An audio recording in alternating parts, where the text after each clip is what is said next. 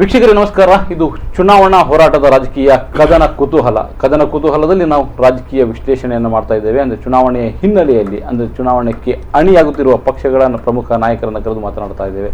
So ಇಲ್ಲಿ ಪ್ರಮುಖ ಮೂವರು ನಾಯಕರು ನಮ್ಮ ಜೊತೆಲಿದ್ದಾರೆ.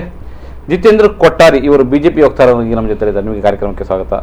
ಹಾಗೆ SV ಅಮೀನ್ ಇವರು ಕಾಂಗ್ರೆಸ್ ಪ್ರಚಾರ ಸಮಿತಿಯ ಕನ್ವೀನರ್ ಆಗಿ ನಮ್ಮ ಜೊತೆಲಿದ್ದಾರೆ. ನಿಮಗೂ ಕೂಡ ಕಾರ್ಯಕ್ರಮಕ್ಕೆ ಸ್ವಾಗತ.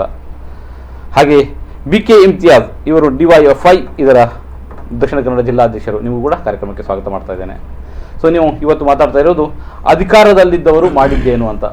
ಸ್ವತಂತ್ರ ಬಂದ ಬಳಿಕ ಹಲವಾರು ಪಕ್ಷಗಳು, ಹಲವಾರು ನಾಯಕರು ಇಲ್ಲಿ ಆಡಳಿತ ಮಾಡಿದ್ದಾರೆ. ಸೊ ಇಷ್ಟು ಅವಧಿಯಲ್ಲಿ ನಾವು ಯಾವ ಹಂತದಲ್ಲಿ ತಲುಪಿದ್ದೇವೆ, ಇವತ್ತು ಯಾವ ಹಂತದಲ್ಲಿ ಇರಬೇಕಿತ್ತು ಆ ಹಂತದಲ್ಲಿ ಇದ್ದೇವಾ ಎಂಬ ವಿಶ್ಲೇಷಣೆಗಳು ಆಗಾಗ ನಡೀತಾ ಇರ್ತವೆ. ಅದು ಮುಖ್ಯವಾಗಿ ಚುನಾವಣೆ ಬಂದಾಗ ನಡೀತಾ ಇರ್ತವೆ. ಅಂದರೆ ಹೆಚ್ಚು ಕಡಿಮೆ ನಮಗೆ ಗೊತ್ತಿರುವ ಹಾಗೆ 45 ವರ್ಷ ಕಾಂಗ್ರೆಸ್ ಆಡಳಿತ ಮಾಡಿದೆ. ಹಾಗೆ 20ರಿಂದ ಹೆಚ್ಚು ಕಡಿಮೆ ಆಸುಪಾಸು JDS ಅಥವಾ ಜನತಾದಳ ಮಾಡಿದೆ. 8 ವರ್ಷ, ಹೆಚ್ಚು ಕಡಿಮೆ 8 ವರ್ಷ ನಮ್ಮ BJPಯವರು ಆಡಳಿತ ಮಾಡಿದ್ದಾರೆ. ಸೊ ಇಷ್ಟು ಸಮಯದಲ್ಲಿ ಯಾರ ಆಡಳಿತ ಉತ್ತಮವಾಗಿತ್ತು, ಅಥವಾ ಯಾರ ಆಡಳಿತ ಜನರ ಹತ್ತಿರಕ್ಕೆ ಹೋಗಿತ್ತು, ಅಥವಾ ಯಾರ ಆಡಳಿತದಲ್ಲಿ ನಮ್ಮ ಕರ್ನಾಟಕ ಉತ್ತುಂಗಕ್ಕೆ ಏರಿತ್ತು, ಈ ವಿಶ್ಲೇಷಣೆಯನ್ನು ಮಾಡಲಿಕ್ಕೆ ಸಾಧ್ಯವಾ ಅಂತ ನಾವು ಪ್ರಯತ್ನ ಮಾಡ್ತಾ ಇದ್ದೇವೆ. ಸೊ ಜಿತೇಂದ್ರ ಅವರೇ ಹೇಳ್ತೀರಿ, ನೀವು 8 ವರ್ಷ ಆಡಳಿತ ಮಾಡಿದ್ದೀರಿ, ಕಾಂಗ್ರೆಸ್ನವರು ಆಡಳಿತದಲ್ಲಿ ಏನೂ ಮಾಡಲಿಲ್ಲ ಅಂತ ಹೇಳ್ತಾ ಇರ್ತೀರಿ. ಸೊ ನಿಮಗೆ ಏನೂ ಮಾಡಿಲ್ಲ ಅನ್ನೋದು, ಏನು ಮಾಡಿದ್ದೀರಿ ಅನ್ನೋದನ್ನು ಹೇಳ್ಕೊಳ್ಳಿ. ಏನಂತ ನಾನು ನೇರವಾಗಿ ಹೇಳಬೇಕಾದ್ರೆ ಭಾರತೀಯ ಜನತಾ ಪಾರ್ಟಿ ಸರ್ಕಾರ ಇಲ್ಲಿ 5 ವರ್ಷ ಪೂರ್ತಿ ಇತ್ತು. ಆಮೇಲೆ 2 ವರ್ಷ ಜನತಾದಳೊಟ್ಟಿಗೆ ಕೋಯಲೇಷನ್ ಗೌರ್ಮೆಂಟ್ ಇತ್ತು. ಅಭಿವೃದ್ಧಿಯ ವಿಚಾರ ಹೇಳಿದಾಗ ನಾವು ರಾಜ್ಯದಲ್ಲಿ ಅತ್ಯಂತ ಹೆಚ್ಚು ಯೋಜನೆಗಳನ್ನು ಕೊಟ್ಟಿರುವಂಥದ್ದು ಜನರಿಗೆ BJP ಸರ್ಕಾರ. ಅತ್ಯಂತ ಶಾಂತಿಯುತವಾಗಿ ಈ ರಾಜ್ಯವನ್ನು ಆಡಳಿತ ನಡೆಸಿರುವಂಥದ್ದು ಕೂಡ BJP ಸರ್ಕಾರ. ಈಗ ಪ್ರೆಸೆಂಟ್ ಇರುವಂಥ ರಾಜ್ಯ ಸರ್ಕಾರವನ್ನು ಹೋಲಿಕೆ ಮಾಡಿದರೆ ಯಾವ ರೀತಿಯಾಗಿರ್ತಕ್ಕಂಥ ಅಭಿವೃದ್ಧಿ ಈ ಸರ್ಕಾರ, ಕಾಂಗ್ರೆಸ್ ಸರ್ಕಾರ ಮಾಡಿದೆ ಅಂತ ಹೇಳುವಂಥದ್ದು ನಮಗೂ ಕೂಡ ಎಲ್ಲೂ ಕಾಣೋದಿಲ್ಲ. ಒಂದು ವಿಚಾರ ಕಾಣ್ತದೆ ಅಂದರೆ ಸುಮಾರು 2.5 ಲಕ್ಷ ಕೋಟಿ ರೂಪಾಯಿಯ ಸಾಲದ ಹೊರೆಯನ್ನು ಈ ರಾಜ್ಯಕ್ಕೆ ಕೊಟ್ಟಿರುವಂಥ ಒಂದು ಏನು ಹೆಗ್ಗಳಿಕೆ ಈ ಸರ್ಕಾರಕ್ಕೆ ಇದೆ ಅಷ್ಟೇ. ಅದು ಬಿಟ್ಟು ಈ ರಾಜ್ಯವನ್ನು ಪೂರ್ತಿಯಾಗಿ ಅಶಾಂತಿಯಿಂದ ಆಡಳಿತ ಮಾಡಿರುವಂಥ ಒಂದು ಇತಿಹಾಸದಲ್ಲಿರುವಂಥ ಸರ್ಕಾರ ಅಂದರೆ ಅದು ಇವತ್ತು ಕಾಂಗ್ರೆಸ್ನ ಸಿದ್ದರಾಮಯ್ಯ ಸರ್ಕಾರ. ಓಕೆ. ಸೊ ಇಮ್ತಿಯಾಜ್ರವರೇ, ನೀವು ಇದನ್ನು ಹೇಗೆ ವಿಶ್ಲೇಷಣೆ ಮಾಡ್ತೀರಿ? ಅಂದರೆ ಆಡಳಿತವನ್ನು, ಇವತ್ತಿನ ಸರ್ಕಾರವನ್ನು. ಒಂದು ರಾಜಕಾರಣ ಅಂತಂದರೆ ರಾಜಕೀಯ ಕ್ಷೇತ್ರ ಅತ್ಯಂತ ಪವಿತ್ರವಾದಂಥ ಕ್ಷೇತ್ರ. ಆ ಕ್ಷೇತ್ರದಲ್ಲಿ ಯಾರೇ ಒಬ್ಬ ರಾಜಕಾರಣಿ ತಪ್ಪು ಮಾಡಿದರೆ ಅದು ಇಡೀ ಸಮಾಜದ ಮೇಲೆ ಕೆಟ್ಟ ಪರಿಣಾಮ ಬೀಳ್ತದೆ. ಯಾವುದೋ ಒಂದು ಮಸೀದಿಯದ್ದೋ ಅಥವಾ ದೇವಸ್ಥಾನದ ಅಥವಾ ಚರ್ಚಿನ ಫಾದರ್ಗಳು ತಪ್ಪು ಮಾಡಿದರೆ ಆ ಕ್ಷೇತ್ರದ ಭಕ್ತರಿಗೆ ಮತ್ತು ಆ ಕ್ಷೇತ್ರಕ್ಕೆ ಇದು ಸಮಸ್ಯೆ ಆಗ್ತದೆ. ಆದರೆ ಒಬ್ಬ ರಾಜಕಾರಣಿ ಆದವನು ತಪ್ಪು ಮಾಡಿದರೆ ಇಡೀ ಸಮಾಜಕ್ಕೆ ಅದರ ಪರಿಣಾಮಗಳನ್ನು ಎದುರಿಸಬೇಕಾಗ್ತದೆ. ಕಳೆದ ಹಲವಾರು ವರ್ಷಗಳಿಂದ ನಾವು ಏನು ಮಾಡಿದ್ದೀರಿ ಎನ್ನುವುದಕ್ಕಿಂತ ಜನ ಯಾವ ರೀತಿಯ ಆದರ್ಶವುಳ್ಳಂತಹ ಮೌಲ್ಯದ ಆಧಾರದಲ್ಲಿ ರಾಜಕಾರಣ ಮಾಡುವಂಥವರನ್ನು ರಾಜಕೀಯದಲ್ಲಿ ನಾವು ಆರಿಸಿ ನಮ್ಮ ಪ್ರತಿನಿಧಿಯ ಕಳಿಸಿದ್ದಾರೆ ಅನ್ನುವಂಥದ್ದು ನೋಡಬೇಕಾಗ್ತದೆ. ನಮ್ಮ ವಿಧಾನಸಭೆಯಲ್ಲಿ ಆಗುವಂಥ ಚರ್ಚೆಗಳನ್ನು ನಾವು ಗಮನಿಸಬೇಕಾಗ್ತದೆ. ಮುತ್ಸದಿತನ ಅಲ್ಲಿ ಕಾಣ್ತಾ ಇಲ್ಲ. ಮತ್ತು ಅಲ್ಲಿ ಯಾರು ಚರ್ಚೆ ಮಾಡುವಂಥವರು ಜನಪರವಾದಂಥ ಚರ್ಚೆಗಳಿಲ್ಲ. ರಾಜಕೀಯ ಚರ್ಚೆಗಳಿಗೆ ಹೆಚ್ಚು ಒತ್ತನ್ನು ಕೊಟ್ಟು ಚರ್ಚೆ ಮಾಡ್ತಾರೆ. ಅಲ್ಲಿ ರೈತರ ಪರವಾದಂಥ ಚರ್ಚೆಗಳು, ಗಂಭೀರವಾದ ಚರ್ಚೆಗಳಾಗೋದಿಲ್ಲ. ಯಾವುದೇ ಚರ್ಚೆಗಳಾದರೂ ಅದು ರಾಜಕೀಯ ಕಾರಣಗಳಿಗೆ ಆಗ್ತದೆ ಹೊರತು ಇವತ್ತು ಜನರ ಪರವಾಗಿ, ರೈತರ ಪರವಾಗಿ, ಕಾರ್ಮಿಕರ ಪರವಾದಂಥ ಚರ್ಚೆಗಳು ಅಲ್ಲಿ ಬರ್ತಾ ಇಲ್ಲ. ವಿಧಾನಸಭೆಯಲ್ಲಿ ಪ್ರೊಫೆಸರ್ ನಂಜುಂಡಸ್ವಾಮಿ ಅಂತವರು, ಡಾಕ್ಟರ್ ನಾಗಪಾಲ್ ಅವರು ನಮ್ಮ ಸುರತ್ಕಲ್ ಕ್ಷೇತ್ರದಿಂದ ಆಯ್ಕೆ ಆದಂಥವರು, ಸುಬ್ಬಯ್ಯ ಶೆಟ್ಟರ್ ಅಂತ ಸುರತ್ಕಲ್ಲಿಂದ ಗೆದ್ದು ಮಂತ್ರಿ ಆದಂಥವ್ರು ಇರ್ಬೋದು, BM ಇದ್ದಿನಬ್ಬರ್ ಅಂತವ್ರು ಇರ್ಬೋದು, ಈ ನಮ್ಮ ಸೂರ್ಯನಾರಾಯಣ ಅಂತ ಕಾರ್ಮಿಕ ನೇತಾರ ಇರ್ಬೋದು, BV ಕಕ್ಕಿಲಾರ ಅಂತವರು ಇರ್ಬೋದು, ನಮ್ಮ ದಕ್ಷಿಣ ಕನ್ನಡ ಜಿಲ್ಲೆಯಿಂದ ಅನೇಕ ಮುತ್ಸದ್ದಿಗಳನ್ನು ನಾವು ಕಳಿಸಿಕೊಟ್ಟಿದ್ದೇವೆ.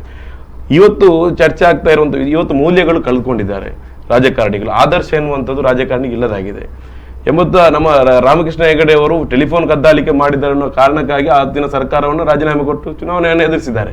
ಆದರೆ ಇವತ್ತು ದೊಡ್ಡ ದೊಡ್ಡ ಗಂಭೀರ ಪ್ರಕರಣ, ಹಗರಣಗಳು, ಆರೋಪಗಳು ಬಂದ್ರೂ ಕೂಡ ಇವತ್ತು ಅಧಿಕಾರವನ್ನು ಯಾವ ರೀತಿಯಲ್ಲಿ ಬಳಸ್ಕೊಳ್ಬೋದು, ಅಧಿಕಾರದಲ್ಲಿ ಎಷ್ಟು ದಿನ ಇಡ್ಬೋದು ಅನ್ನುವಂಥ ಕಾರಣಕ್ಕಾಗಿ ನಡೀತಾ ಇದೆ. ಇವತ್ತು ರಾಜಕಾರಣದಲ್ಲಿ ಇದ್ದವರು ಏನು ಮಾಡಿದ್ದಾರೆ ಅಂತ ಪ್ರಶ್ನೆ ನೀವು ಕೇಳಿದ್ದೀರಿ. ನೋಡಿ, ಕಳೆದ ಚುನಾವಣೆಯಲ್ಲಿ ಸ್ಪರ್ಧೆ ಮಾಡುವಂಥ ಸಂದರ್ಭದಲ್ಲಿ ಅಫಿಡವಿಟ್ ಕೊಟ್ಟು ನೀಡ್ತಾರೆ ತನ್ನ ಆಸ್ತಿಯನ್ನು ಘೋಷಣೆ ಮಾಡಿದವರು ಇವತ್ತು ಅದು 2 ಪಟ್ಟು ಜಾಸ್ತಿ ಆಗ್ತದೆ. ಇವತ್ತು ಅಧಿಕಾರದಲ್ಲಿ ಬಂದವರು ಕಳೆದ ನಾನು 20 ವರ್ಷದಿಂದ ಈಚೆಗೆ ಹೇಳ್ತಾ ಇದ್ದೇನೆ, ಹಿಂದೆ ಬಗ್ಗೆ ನಾನು ಮಾತಾಡೋದಿಲ್ಲ. ಸೊ ಬರ್ತೇನೆ ನಿಮ್ಮ ಹತ್ರ. ಸೊ ಆಮೀನ್ ಅವರೇ, ಏನು ಎರಡು ಪ್ರಶ್ನೆಗಳು ನಿಮ್ಮ ಎದುರುಗಡೆ. ಅಂದ್ರೆ ರಾಜಕಾರಣದಲ್ಲಿ ಒಂದು ಟೋಟಲ್ ಆಗಿ ಒಟ್ಟು ರಾಜಕಾರಣದ ಬಗ್ಗೆ, ಅಂದ್ರೆ ಸರ್ಕಾರದ ಬಗ್ಗೆ ಅವರು ಏನು ಟೀಕೆ ಮಾಡ್ತಾ ಇಲ್ಲ, ರಾಜಕಾರಣಿಗಳ ಬಗ್ಗೆ ಮಾಡಿದ್ರು. ಇವರು ಅಂದ್ರೆ ಕೊಟ್ಟಾರಿ ಅವರು ಹೇಳ್ತಾ ಇದ್ದಾರೆ ಬಿಜೆಪಿ ಕಾಂಗ್ರೆಸ್ ಸರ್ಕಾರದಲ್ಲಿ ಏನೂ ಆಗಿಯೇ ಇಲ್ಲ, ಆಗಿದ್ದಿದ್ರೆ ಅದು ಗಲಾಟೆ ಗಲಭೆಗಳು ಮಾತ್ರ ಅಂತ. ಈಗ ನಾವು ಕಾಂಗ್ರೆಸ್ ಮಾತಾಡುವಾಗ ಅವರು ಹೇಳಿದ ಹಾಗೆ 6 ವರ್ಷವೋ 8 ವರ್ಷ ಅಲ್ಲ, ಆಫ್ಕೋರ್ಸ್ ಫ್ರಮ್ ದಿ ಸ್ವಾತಂತ್ರ್ಯ ಗಳಿಸಿದ ನಂತರ ಬಹುತೇಕ ಮೇಜರ್ ಒಂದು 10-12-15 ವರ್ಷ ಬಿಟ್ಟರೆ ಬಾಕಿ ಬಹುತೇಕ ಸಂದರ್ಭಗಳಲ್ಲಿ ಕಾಂಗ್ರೆಸ್ ಆಡಳಿತದಲ್ಲಿತ್ತು. ಇಲ್ಲಿ ನಾವು ನಾವು ಆಫ್ಟರ್ ಬ್ರಿಟಿಷರ ಸುದೀರ್ಘ 200 ವರ್ಷಗಳ ಇತಿಹಾಸವಿರುವಂತಹ ಅವರ ಆಡಳಿತ ನಂತರ ಇವರು ಹೇಳುತ್ತಿರುವಂಥ ಪದೇ ಪದೇ ಕಾಂಗ್ರೆಸ್ ಸಾಧನೆ ಶೂನ್ಯ ಅಂತ ಹೇಳ್ತಾ ಇದ್ದಾರೆ ಬಿ ಜೆ ಪಿಯವರು. 1947 ವಿ ಸ್ಟಾರ್ಟೆಡ್ ಫ್ರಮ್ ದ ಶೂನ್ಯ, ಅದು ಜೀರೋ. ಆವಾಗ ಏನೂ ಇಲ್ಲ ಆಯಿತು. ಇಲ್ಲಿ ನಾವು ಬರೆಯುವ ಪೆನ್ನು ಪೆನ್ಸಿಲು ಆ ಬ್ರಿಟಿಷರು ಬಿಟ್ಟು ಹೋದಂತೆ ಇದ್ದು, ಅಲ್ಲಿಂದ the advancement of technology, industry, ಇನ್ನೊಂದು ಯಾವ ಹಂತಕ್ಕೆ ಈಗ ಬಂದಿದ್ದೇವೆ. ಪೆನ್ನು ಪಿನ್ನು ಸೂಜಿ ಬಿಡಿ, ನಾವು ಈಗ ಅಂತರಿಕ್ಷದಲ್ಲಿ ಉಡ್ಡಯನ ಮಾಡುವಂಥ ವಿಮಾನವನ್ನು ನಾವೇ ನಿರ್ಮಾಣ ಮಾಡ್ತೇವೆ, ನಾವೇ ಉಡ್ಡಯನ ಮಾಡ್ತಾ ಇದ್ದೇವೆ. ಅಥವಾ ನೀರಿನ ಅಡಿಯಲ್ಲೂ ಸಬ್ಮರೀನ್ ಕೂಡ ನಾವೇ ಮಾಡ್ತಾ ಇದ್ದೇವೆ. The quantum of jump industrial ಸೆಕ್ಟಾರಲ್ಲಿ ಆದದ್ದು, ನಾವು ಹೇಳುವ ನವರತ್ನ ಇಂಡಸ್ಟ್ರಿಗಳು, ಈಗ ವಿಮಾನ ನಿರ್ಮಾಣ ಮಾಡುವಂಥ HAL ಫ್ಯಾಕ್ಟ್ರಿಗಳು ಇಲ್ಲಿ ಯಾರು ಮಾಡಿದ್ದು? ಮೊನ್ನೆ 4 ವರ್ಷದಿಂದ ಮೋದಿಯವರು ಬಂದು ಸಡನ್ನಾಗಿ ಎಲ್ಲ ಮ್ಯಾಜಿಕ್ನಲ್ಲಿ ಮಾಡಿಬಿಟ್ರೆ ಇದು. ವೆನ್ ಯು ಸೇ ಶೂನ್ಯ, it should have some meaning. ನಾವು ಭಾರತದಲ್ಲಿ ನಾನು 1ನೇ 2ನೇ ಕ್ಲಾಸ್ನಲ್ಲಿ ಇರುವಾಗ ಉತ್ತರ ಹಿಂದೂಸ್ತಾನದ ಭೀಕರ ಇದು ಬಂತು, ಬರಗಾಲ, ಬೆಂಗಾಲ್ ಫ್ಯಾಮಿನ್ ಅಂತ ಹೇಳ್ತಿದ್ರು. ಅಮೇರಿಕದಿಂದ ಕತ್ತೆ ಕುರಿಗಳೇ ಹಾಕುವ PL-480 ಅಂತ ಗೋಧಿಯನ್ನು ಇಂಪೋರ್ಟ್ ಮಾಡಿ ಜನರಿಗೆ ಕೊಡ್ತಾಯಿದ್ರು. ಅಂದರೆ ನಮ್ಮಲ್ಲಿ ಆ ಸಂದರ್ಭದ ಆಹಾರ ಪರಿಸ್ಥಿತಿ ಹಾಗೆ ಇತ್ತು.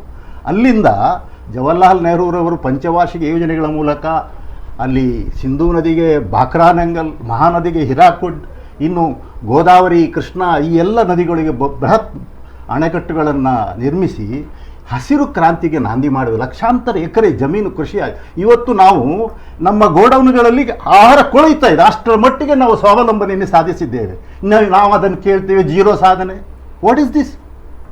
ನೀವು for the sake of criticism you are criticising.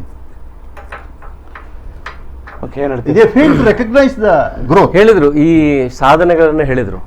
ಈಗ ಇವರು 70 ವರ್ಷಗಳ ಸಾಧನೆಗಳನ್ನೆಲ್ಲ ಹೇಳಿದಾಗ ನನ್ನ ಒಂದು ಪ್ರಶ್ನೆ, ನಾವು ಕಳೆದ 4 ವರ್ಷ ಅದನ್ನೇ ಕಂಪೇರ್ ಮಾಡುವ. 70 ವರ್ಷ ಬೇಡ, 60 ವರ್ಷ ಬೇಡ. ಕಾಂಗ್ರೆಸ್ ಏನು 60 ವರ್ಷ ಈ ದೇಶದಲ್ಲಿ ಆಡಳಿತ ಮಾಡಿದಂಥ ಸಾಧನೆಯನ್ನು ಜನ ಯಾವ ರೀತಿಯಲ್ಲಿ ಕಾಂಗ್ರೆಸ್ಸಿಗೆ ಅದನ್ನು ತಿಳಿಸ್ತಾರೆ ಅಂತ ಹೇಳಿದ್ರೆ ಕೇವಲ ಮತದಾನದ ಮುಖಾಂತರ ತಿಳಿಸಬೇಕು. ಒಂದು ದೇಶದ ಪ್ರಜೆ ತನ್ನ ದೇಶವನ್ನು ಆಡಳಿತ ಮಾಡಿದಂಥ ರಾಜಕೀಯ ಪಕ್ಷಕ್ಕೆ ಯಾವಾಗ ಅವನು ಮಾರ್ಕ್ ಕೊಡ್ತಾನೆ ಅಂತ ಕೇಳಿದ್ರೆ ಚುನಾವಣೆಯಲ್ಲಿ. ಮೋದಿ ಸರ್ಕಾರ 2014ರಲ್ಲಿ ಈ ದೇಶದಲ್ಲಿ ಅಸ್ತಿತ್ವಕ್ಕೆ ಬಂದ ಮೇಲೆ ಸುಮಾರು 12 ರಾಜ್ಯಗಳನ್ನು ಇವರು ಕಲ್ಕೊಂಡ್ರು ಕಾಂಗ್ರೆಸ್ನವರು. ನನ್ನ ಪ್ರಶ್ನೆ, ಇವರು ಹೇಳಿದಾಗೆ ಈ ಸಾಧನೆಗಳೆಲ್ಲವೂ ಕೂಡ ನಿಜವಾಗ್ಲೂ ಅದು ಜೆನ್ವಿನ್ ಆಗಿರ್ತಿದ್ರೆ ಖಂಡಿತವಾಗಿ ಈ ದೇಶದ ಜನ ಕಾಂಗ್ರೆಸ್ ಅನ್ನ ಈ ರೀತಿಯಾಗಿರ್ತಕ್ಕಂಥ ಒಂದು ಸ್ಥಿತಿಗೆ ತರ್ತಾ ಇರಲಿಲ್ಲ. ಯಾಕೆ ಅಂತ ಕೇಳಿದ್ರೆ ಅದು ಜನರು ನೋಡಿ, ಇವ್ರು ಹೇಳಿದಾಗೆ 70 ವರ್ಷಗಳಿಂದ 1947 ಜನರಿಗೆ ಇವರು ಆಡಳಿತ ಪ್ರಾರಂಭ ಮಾಡಿದ ನಂತರ ಏನು ಶಿಕ್ಷಣದ ಬಗ್ಗೆ, ಶೈಕ್ಷಣಿಕವಾಗಿ, ಸಾಮಾಜಿಕವಾಗಿ ಯಾವುದೇ ರೀತಿಯಾದಂತಹ ಒಂದು ವ್ಯವಸ್ಥೆಯನ್ನು ಮಾಡದೇ ಇದ್ದದ್ರಿಂದ ಜನ ಇವಾಗ ಅದನ್ನು ಗುರುತು ಮಾಡಿಕೊಂಡು ಕಾಂಗ್ರೆಸ್ಸಿಂದ ನಮ್ಮ ದೇಶ ಉದ್ಧಾರ ಆಗಲ್ಲ ಅಂತ ಹೇಳುವಂಥ ಒಂದು ಮನಸ್ಥಿತಿಗೆ ಬಂದಿದ್ದ ಕಾರಣ ಇವತ್ತು 21-22 ರಾಜ್ಯವನ್ನು BJPಗೆ ಕೊಟ್ಟಿದ್ದಾರೆ. ಯಾಕೆ ಅಂತ ಕೇಳಿದ್ರೆ ಮೋದಿಯವರ ಇವತ್ತು ಜನಪರವಾಗಿರ್ತಕ್ಕಂಥ, ಅಭಿವೃದ್ಧಿ ಪರವಾಗಿರ್ತಕ್ಕಂಥ ಒಂದು ಸರ್ಕಾರವನ್ನು ನೋಡಿ ಜನ ಕೊಟ್ಟಿದ್ದಾರೆ. ಆಮೇಲೆ 70 ವರ್ಷ ಅಂತ ಹೇಳಿದ್ರು ನೋಡಿ, 70 ವರ್ಷಗಳಲ್ಲಿ ನಾವು ಕಾಂಗ್ರೆಸ್ ಮಾಡಿದಂಥ ಸಾಧನೆ ಶೂನ್ಯ. ಯಾಕೆ ಅಂತ ಕೇಳಿದ್ರೆ ಬೇರೆ ದೇಶಗಳನ್ನು ನಾವು ಕಂಪೇರ್ ಮಾಡಿದರೆ, ಚೈನಾ ಇರ್ಬೋದು, ಜಪಾನ್ ಇರ್ಬೋದು, ಬೇರೆ ಬೇರೆ ಅಮೇರಿಕ ಇರ್ಬೋದು, ಎಲ್ಲ ಕಂಟ್ರಿಗಳನ್ನು ನಾವು ಕಂಪೇರ್ ಮಾಡಿದರೆ ನಮ್ಮ ದೇಶದಲ್ಲಿರ್ತಕ್ಕಂಥ ಸಂಪನ್ಮೂಲವು ಬಾಕಿ ದೇಶಕ್ಕಿಂತ ಅತ್ಯಂತ ಹೆಚ್ಚು ಗರಿಷ್ಠ ಮಟ್ಟದಲ್ಲಿತ್ತು. ಆದರೆ ಅದನ್ನು ಬಳಕೆ ಮಾಡತಕ್ಕಂಥ ಸರ್ಕಾರ ನಮಗೆ ದೌರ್ಭಾಗ್ಯವಶಾತ್ ನಮಗೆ ಸಿಗಲಿಲ್ಲ.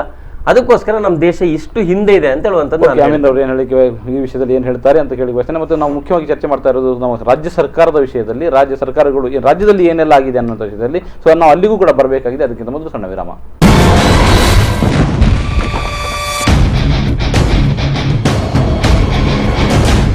ವೀಕ್ಷಕರೇ, ವಿರಾಮದ ಬಳಿಕ ನಾವು ಆಡಳಿತದಲ್ಲಿದ್ದವರು ಮಾಡಿದ್ದೇನು ಅಂತ, ಅಂದರೆ ಇಲ್ಲಿ ನಾವು ಮುಖ್ಯವಾಗಿ ನಮ್ಮ ಗುರಿ ರಾಜ್ಯ ಸರ್ಕಾರದ, ಅಂದರೆ 40 ವರ್ಷಗಳ ಕಾಂಗ್ರೆಸ್ ಸರ್ಕಾರ ಇರ್ಬೋದು ಅಥವಾ 20 ವರ್ಷಗಳ JDS ಜನತಾದಳ ಸರ್ಕಾರ ಇರ್ಬೋದು ಅಥವಾ 6-7 ವರ್ಷಗಳ BJP ಸರ್ಕಾರ ಏನು ಮಾಡಿದೆ ಅನ್ನುವಂಥ ವಿಶ್ಲೇಷಣೆ ಮಾಡಬೇಕು ಅಂತ ನಮ್ಮ ಉದ್ದೇಶ. ಆದರೆ ಇಲ್ಲಿ ರಾಜ್ಯ ಮಟ್ಟಕ್ಕೆ ರಾಷ್ಟ್ರ ಮಟ್ಟಕ್ಕೂ ಕೂಡ ಹೋಗಿದೆ ವಿಷಯ. ಸೊ ಏನು ಹೇಳ್ತಾ ಇದ್ದಾರೆ ನೀವು 75 ಅಂದರೆ ಅವರು ಈಗ ನಮ್ಮನ್ನು ಭಾರತೀಯರನ್ನು, ಭಾರತವನ್ನು ಜಪಾನ್ ಅಥವಾ ಚೈನಾ ಅಥವಾ ಅಮೆರಿಕಾದಕ್ಕೆ ಹೋಲಿಸ್ತಾ ಇದ್ದಾರೆ. ಅಲ್ಲಿ ಸ್ವತಂತ್ರ ಬಂದ ಅವಧಿ ಮತ್ತು ನಾವು ಸ್ವತಂತ್ರ ಗಳಿಸಿದ ಅವಧಿ, ಈ ಅವಧಿಯಲ್ಲಿ ಅವರು ಮುಟ್ಟಿದ ಶಿಖರ ಅಭಿವೃದ್ಧಿ ಹಂತ, ನಾವು ಇರುವ ಈ ಹಂತ ಏನು ಅಂತ ಹೇಳ್ತಿದ್ದಾರೆ. ಏನು ಹೇಳ್ತೀರಿ ಇದನ್ನು ಒಪ್ಕೊಳ್ಳಿಕ್ಕೆ?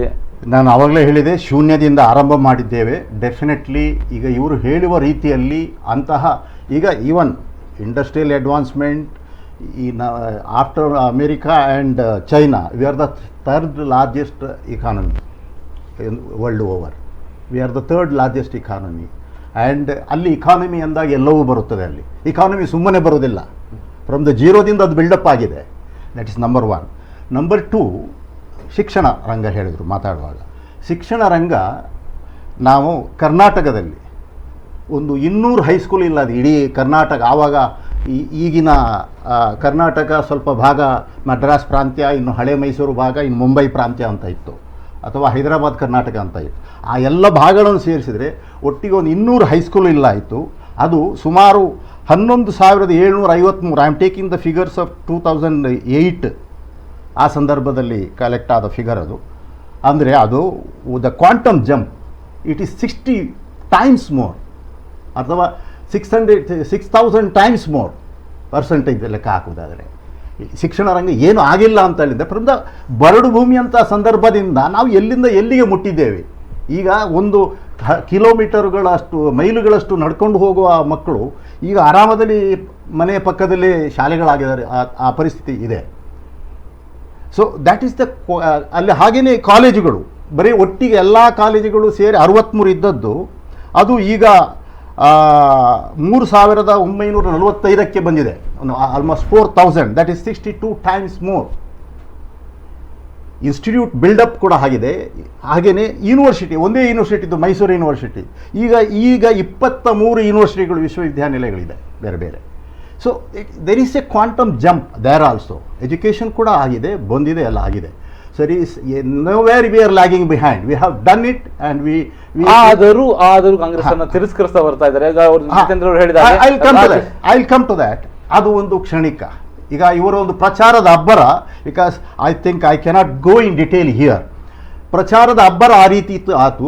ಅಂತಹ ಸಂದರ್ಭ ಮುಂದಿನ ದಿನಗಳು ಅವರಿಗೂ ಬರುತ್ತೆ, ಇದು ಬರುತ್ತೆ. ಓಕೆ, ಇಂಥವ್ರು ಏನು ಹೇಳ್ತೀರಿ ಅಂದರೆ ಅಭಿವೃದ್ಧಿ ವಿಷಯದಲ್ಲಿ ಮಾತಾಡ್ತಾ ಇದ್ದೇವೆ ನಾವು ಮುಖ್ಯವಾಗಿ ರಾಜ್ಯವನ್ನು ಕೇಂದ್ರೀಕರಿಸಿದ್ದೇವೆ. ಮತ್ತು ಕೇಂದ್ರದ ಆಡಳಿತದಲ್ಲಿದ್ದರು, ಅಂದರೆ ಕಾಂಗ್ರೆಸ್ ಆಡಳಿತ ಇರ್ಬೋದು, JDS ಆಡಳಿತ ಇರ್ಬೋದು, ಅಥವಾ BJP ಆಡಳಿತ, ನಿಮಗೆ ಯಾವ ಆಡಳಿತ ಉತ್ತಮ ಅಂತ ಅನ್ನಿಸ್ತಾ ಇದೆ ಅಂತ?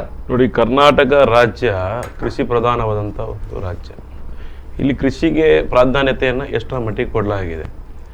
ಕಳೆದ 70 ವರ್ಷದಿಂದ ಕೃಷಿ ಪ್ರಧಾನವಾದಂಥ ರಾಜ್ಯ ಇವತ್ತು ಕೈಗಾರಿಕೆಗೆ ಹೆಚ್ಚಿನ ಒತ್ತನ್ನು ಕೊಡುವಂತ ಒಂದು ಕೈಗಾರಿಕೆ ಮತ್ತು ತೋಟಗಾರಿಕೆ ಕೈಗಾರೀಕರಣ ಜಾಸ್ತಿ ಆಗ್ತಾ ಇದೆ. ಕುಡಿಯುವ ನೀರಿನ ಭಾವನೆ ಇಡೀ ರಾಜ್ಯಾದ್ಯಂತ ದೊಡ್ಡ ಚಳವಳಿ ಇದೆ. ಈ ಕಡೆ ಕಾವೇರಿ ಇದರಿಂದ ನಮ್ಮ ಹಳೆ ಮೈಸೂರು ಪ್ರಾಂತ್ಯದಲ್ಲಿರುವಂಥ ಚಳವಳಿ, ನಮ್ಮ ಉತ್ತರ ಕರ್ನಾಟಕದಲ್ಲಿರುವ ಮಹದಾಯಿ ಹೋರಾಟ ಇರಬಹುದು, ನಮ್ಮ ದಕ್ಷಿಣ ಕನ್ನಡ ಭಾಗದಲ್ಲಿರುವಂಥ ನೇತ್ರಾವತಿ ತಿರು ಯೋಜನೆಯ ಬಗ್ಗೆ ಇರುವಂಥ ಜನರಲ್ಲಿ ಅಸಹನೆ, ಇದೆಲ್ಲವೂ ಕೂಡ ಕುಡಿಯುವ ನೀರಿನ ವಿಚಾರದಲ್ಲಿ ಯಾವ ರೀತಿ ನೀರಾವರಿ ಯೋಜನೆಗಳನ್ನು, ಜಲಸಂಪನ್ಮೂಲವನ್ನು ಯಾವ ರೀತಿ ಕ್ರೋಢೀಕರಿಸಿ ರಾಜ್ಯದ ಜನರಿಗೆ ಹಂಚಲಾಗಿದೆ.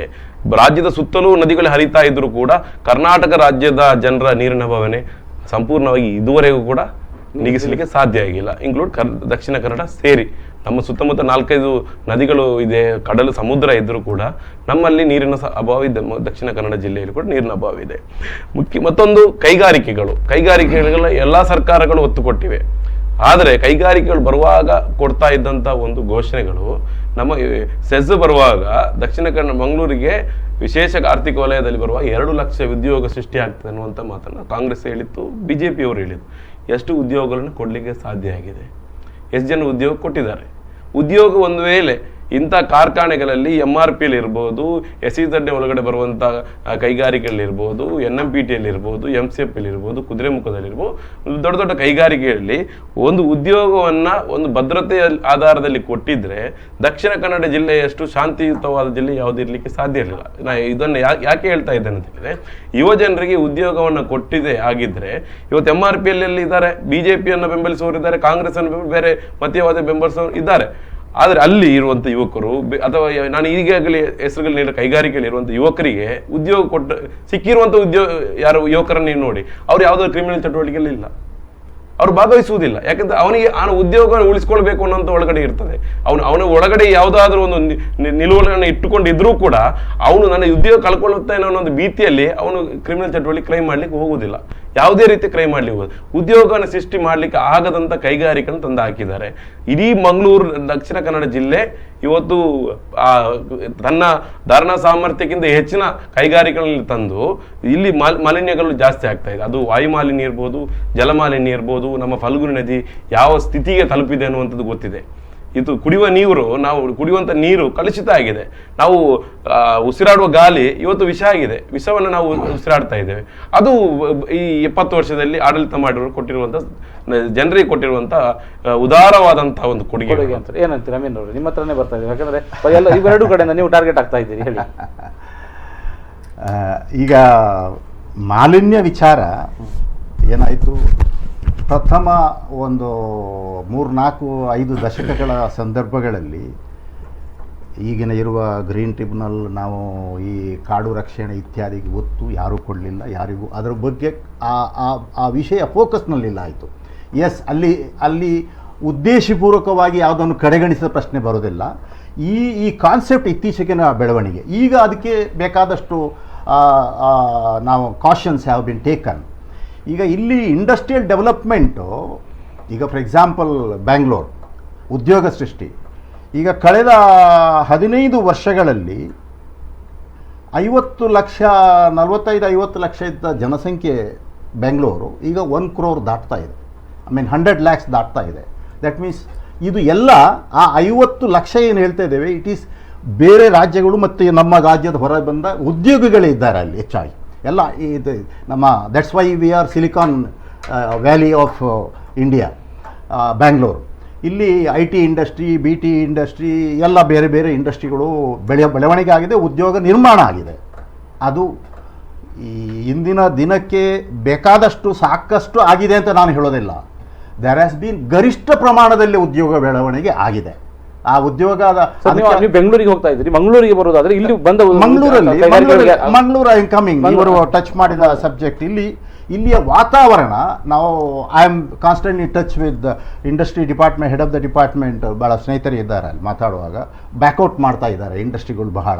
ಇಲ್ಲಿ ಯಾಕೆ, ಇಲ್ಲಿನ ಪರಿಸ್ಥಿತಿ ನಮ್ಮ ಸ್ನೇಹಿತರು ಇದಕ್ಕೆಲ್ಲ ಉತ್ತರಿಸಬೇಕಾಗತ್ತೆ. ಇಲ್ಲಿ ಯಾವಾಗ ನೋಡಿದ್ರು ಲವ್ ಜಿಹಾದ್ ಕುರಿತಾದಂಥ ಸಮಸ್ಯೆಗಳು, ಇನ್ನು ಬೇರೆ ಇವರಿಗೆ ಹೊಸ ಇಂಡಸ್ಟ್ರಿ ಬರಬೇಕು ಅಂತ ಹೇಳ್ತಾ ಇಲ್ಲ ಅವ್ರು ಹೇಳ್ತಾ ಇರೋದು ಇಂಡಸ್ಟ್ರಿಗಳಲ್ಲಿ ನಮಗೇನು ಕೊಟ್ಟಿದ್ದೀರಿ ಅಂತ ಪ್ರಶ್ನೆ ಅವ್ರದ್ದು. ಇನ್ನು ಬರೋದು ಬೇಡ, ಬರ್ಲಿ, ಬಂದಾಗ ನೋಡಿದ್ರೆ ಆಯ್ತು. ಈಗ ಬಂದಾಗಿದೆ, ಅದರಲ್ಲಿ ಏನು ಕೊಟ್ಟಿದ್ದೀರಿ? ಬಂದಾದ ಉದ್ಯೋಗ ನಿರ್ಮಾಣ ಆಗಿದೆ, ಜನ ಹೋಗ್ತಾ ಇದ್ದಾರೆ ಕೆಲಸಕ್ಕೆ. ಸರ್, ಪ್ರಮಾಣ ಎಷ್ಟು ಅಂತ ಅಲ್ಲಿ ಅಂದ್ರೆ ಎಷ್ಟು ಪ್ರಮಾಣದಲ್ಲಿ ಉದ್ಯೋಗ ಸೃಷ್ಟಿಯಾಗಿದೆ ಅಂದ್ರೆ ನಾವು ನಮ್ಮ ನಿರೀಕ್ಷೆಗಳನ್ನು 2 ಲಕ್ಷ ಕೋಟಿ 2 ಕೋಟಿಗಳ ಲೆಕ್ಕದಲ್ಲಿ ಮಾತಾಡ್ತಾ ಇದ್ದೀವಿ ಉದ್ಯೋಗ ಸೃಷ್ಟಿ ಬಗ್ಗೆ. ಲಕ್ಷ ಕೋಟಿಗಳ ಉದ್ಯೋಗ ಕೋಟಿಗಳ ಬಗ್ಗೆ ಸನ್ಮಾನ್ಯ ಮೋದಿಯವರೇ ಉತ್ತರಿಸಬೇಕು. ಎಷ್ಟು ಉದ್ಯೋಗ ವಾರ್ಷಿಕ 2 ಕೋಟಿ ಕೊಡ್ತೇನೆ ಅಂತ ಹೇಳಿದ್ದಾರೆ, ಎಷ್ಟು ಮಾಡಿದ್ದಾರೆ ನಮ್ಮ ಸ್ನೇಹಿತರು ಹೇಳಬೇಕು. ಇಲ್ಲಿ ನಾವು ಉದ್ಯೋಗ ನಿರ್ಮಾಣ ಮಂಗಳೂರಲ್ಲಿ ಕೂಡ ಆಗಿದೆ, but may not be in proportion. It is smaller city compared to Bangalore. ಇಲ್ಲಿ ಉದ್ಯೋಗ ಇಲ್ಲಿ ಇನ್ನೊಂದು ಏನಂದರೆ, ನಮ್ಮ ಉದ್ಯೋಗ ಅಂತ ಪ್ರಶ್ನೆ ನಾನು ಅವರ ಪರವಾಗಿ ಕೇಳ್ತಾ ಇಲ್ಲ. ವಾಸ್ತವ ಏನು ಅಂತ ಹೇಳಿದ್ರೆ, ಉದ್ಯೋಗದ ವಿಷಯಕ್ಕೆ ಬಂದಾಗ ಅಲ್ಲಿರುವ ಉದ್ಯೋಗಿಗಳನ್ನ ನಾವು ಹೋಗಿ ನೋಡಿದಾಗ ಅಲ್ಲಿರುವವರು ಯಾರು ಅನ್ನೋದು ಪ್ರಶ್ನೆ ಬರ್ತದೆ. ಅಲ್ಲಿರುವವರು ನಮ್ಮವರಲ್ಲ, ಬಂದಿದ್ದಾರೆ ಅಂತ ನೀವು ಅಲ್ಲಿರುವವರು ಕಾರ್ಮಿಕರು ನಮ್ಮವರಲ್ಲ, ಅಲ್ಲಿರುವ ಅಧಿಕಾರಿಗಳು ನಮ್ಮವರಲ್ಲ, ಆಡಳಿತ ಸ್ಥಾನದಲ್ಲಿರುವವರು ನಮ್ಮವರಲ್ಲ. ಹಾಗಾದ್ರೆ ನಾವು ಇಲ್ಲಿ ಕೊಟ್ಟದ್ದು ಏನು, ನಮಗೆ ಸಿಕ್ಕಿದ್ದು ಏನು ಅಂತ. ದಕ್ಷಿಣ ಕನ್ನಡ ಜಿಲ್ಲೆಯವರು ಈ ಕೈಗಾರಿಕೆಗಳಿಗೆ ತನ್ನ ಭೂಮಿಯ ಭಾವನಾತ್ಮಕ ಸಂಬಂಧವನ್ನ ಕಡಿದುಕೊಂಡು ಇಲ್ಲಿನ ಜನರಿಗೆ ಉದ್ಯೋಗ ಸಿಗಬೇಕು, ಮುಖ್ಯವಾಗಿ ಕೊಟ್ಟಿರ್ತಕ್ಕಂಥದ್ದು ಭೂಮಿಯನ್ನ ತ್ಯಾಗ ಮಾಡಿರ್ತಕ್ಕಂಥದ್ದು ಉದ್ಯೋಗ ಸೃಷ್ಟಿಯಾಗಬೇಕು, ಜಿಲ್ಲೆಯ ಅಭಿವೃದ್ಧಿ ಆಗಬೇಕು ಅನ್ನೋ ಕಾರಣಕ್ಕಾಗಿ ಅದು ಯಾವ ಹಂತದಲ್ಲಿ ಎಷ್ಟರ ಮಟ್ಟಿಗೆ ಕೊಟ್ಟಿದ್ದೇವೆ ಅನ್ನುವಂಥದ್ದು ಬಹಳ ಭಯಾನಕವಾದಂಥದ್ದು. ಅಲ್ಲಿ ಪಶ್ಚಿಮ ಬಂಗಾಳದಲ್ಲಿ 900 ಎಕರೆ ಕೊಟ್ಟಿರುವಂಥದ್ದು ಟಾಟಾ ಅವರಿಗೆ ಇಡೀ ಸರ್ಕಾರ ಬಿದ್ದೋಯ್ತು, ಪಶ್ಚಿಮ ಬಂಗಾಳದ ಯಡರಂಗ ಸರ್ಕಾರ ಬಿದ್ದೋಯ್ತು. ನೀವು ಕುತ್ತೆತ್ತೂರು ಇಲ್ಲಿನ 1, 2, 3 ಪೆರ್ಮುದೆ ಗ್ರಾಮದಲ್ಲಿ 2,000, 3,000 ಒಂದೊಂದು ಗ್ರಾಮದಲ್ಲಿ ತಗೊಂಡಿದ್ದೀರಿ. ಅಲ್ಲಿ ಕೊಟ್ಟಿ ಜನರಿಗೆ ಏನ್ ಸಿಕ್ತು ಅನ್ನುವಂತ ಪ್ರಶ್ನೆ ಇರುವಂತದ್ದು. ಅದಕ್ಕೆ ಅಲ್ಲ ನಾನು ಇಲ್ಲಿ ಕೇಳ್ತಾ ಇರುವಂತದ್ದು ಎರಡೂ ಪಕ್ಷಗಳು ಆ ಸಂದರ್ಭದಲ್ಲಿ ಸೆಜ್ಜನ್ನ ಸ್ವಾಗತ ಮಾಡಿ, ನಾವು ಸ್ವಾಗತ ಮಾಡಿ, ಕೈಗಾರಿಕೆ ಬರಬೇಕು. ಅದರಿಂದ ಜನರಿಗೆ ಹಾನಿಯೇ ಉಂಟಾಯಿತು ಹೊರತು ಜನರಿಗೆ ಏನು ಲಾಭ ಆಗಿಲ್ಲ. ಕೊಟ್ಟಾರು ಕೂಡ ಉತ್ತರಿಸಬೇಕು ಅಂತ ಹೇಳ್ತೀನಿ. ಓಕೆ, ನಾವಿಬ್ಬರ ಉತ್ತರವನ್ನು ಕೇಳಿಕ್ಕೆ ಬಯಸ್ತೇವೆ. ಅದಕ್ಕಿಂತ ಮೊದಲು ಸಣ್ಣ ವಿರಾಮ.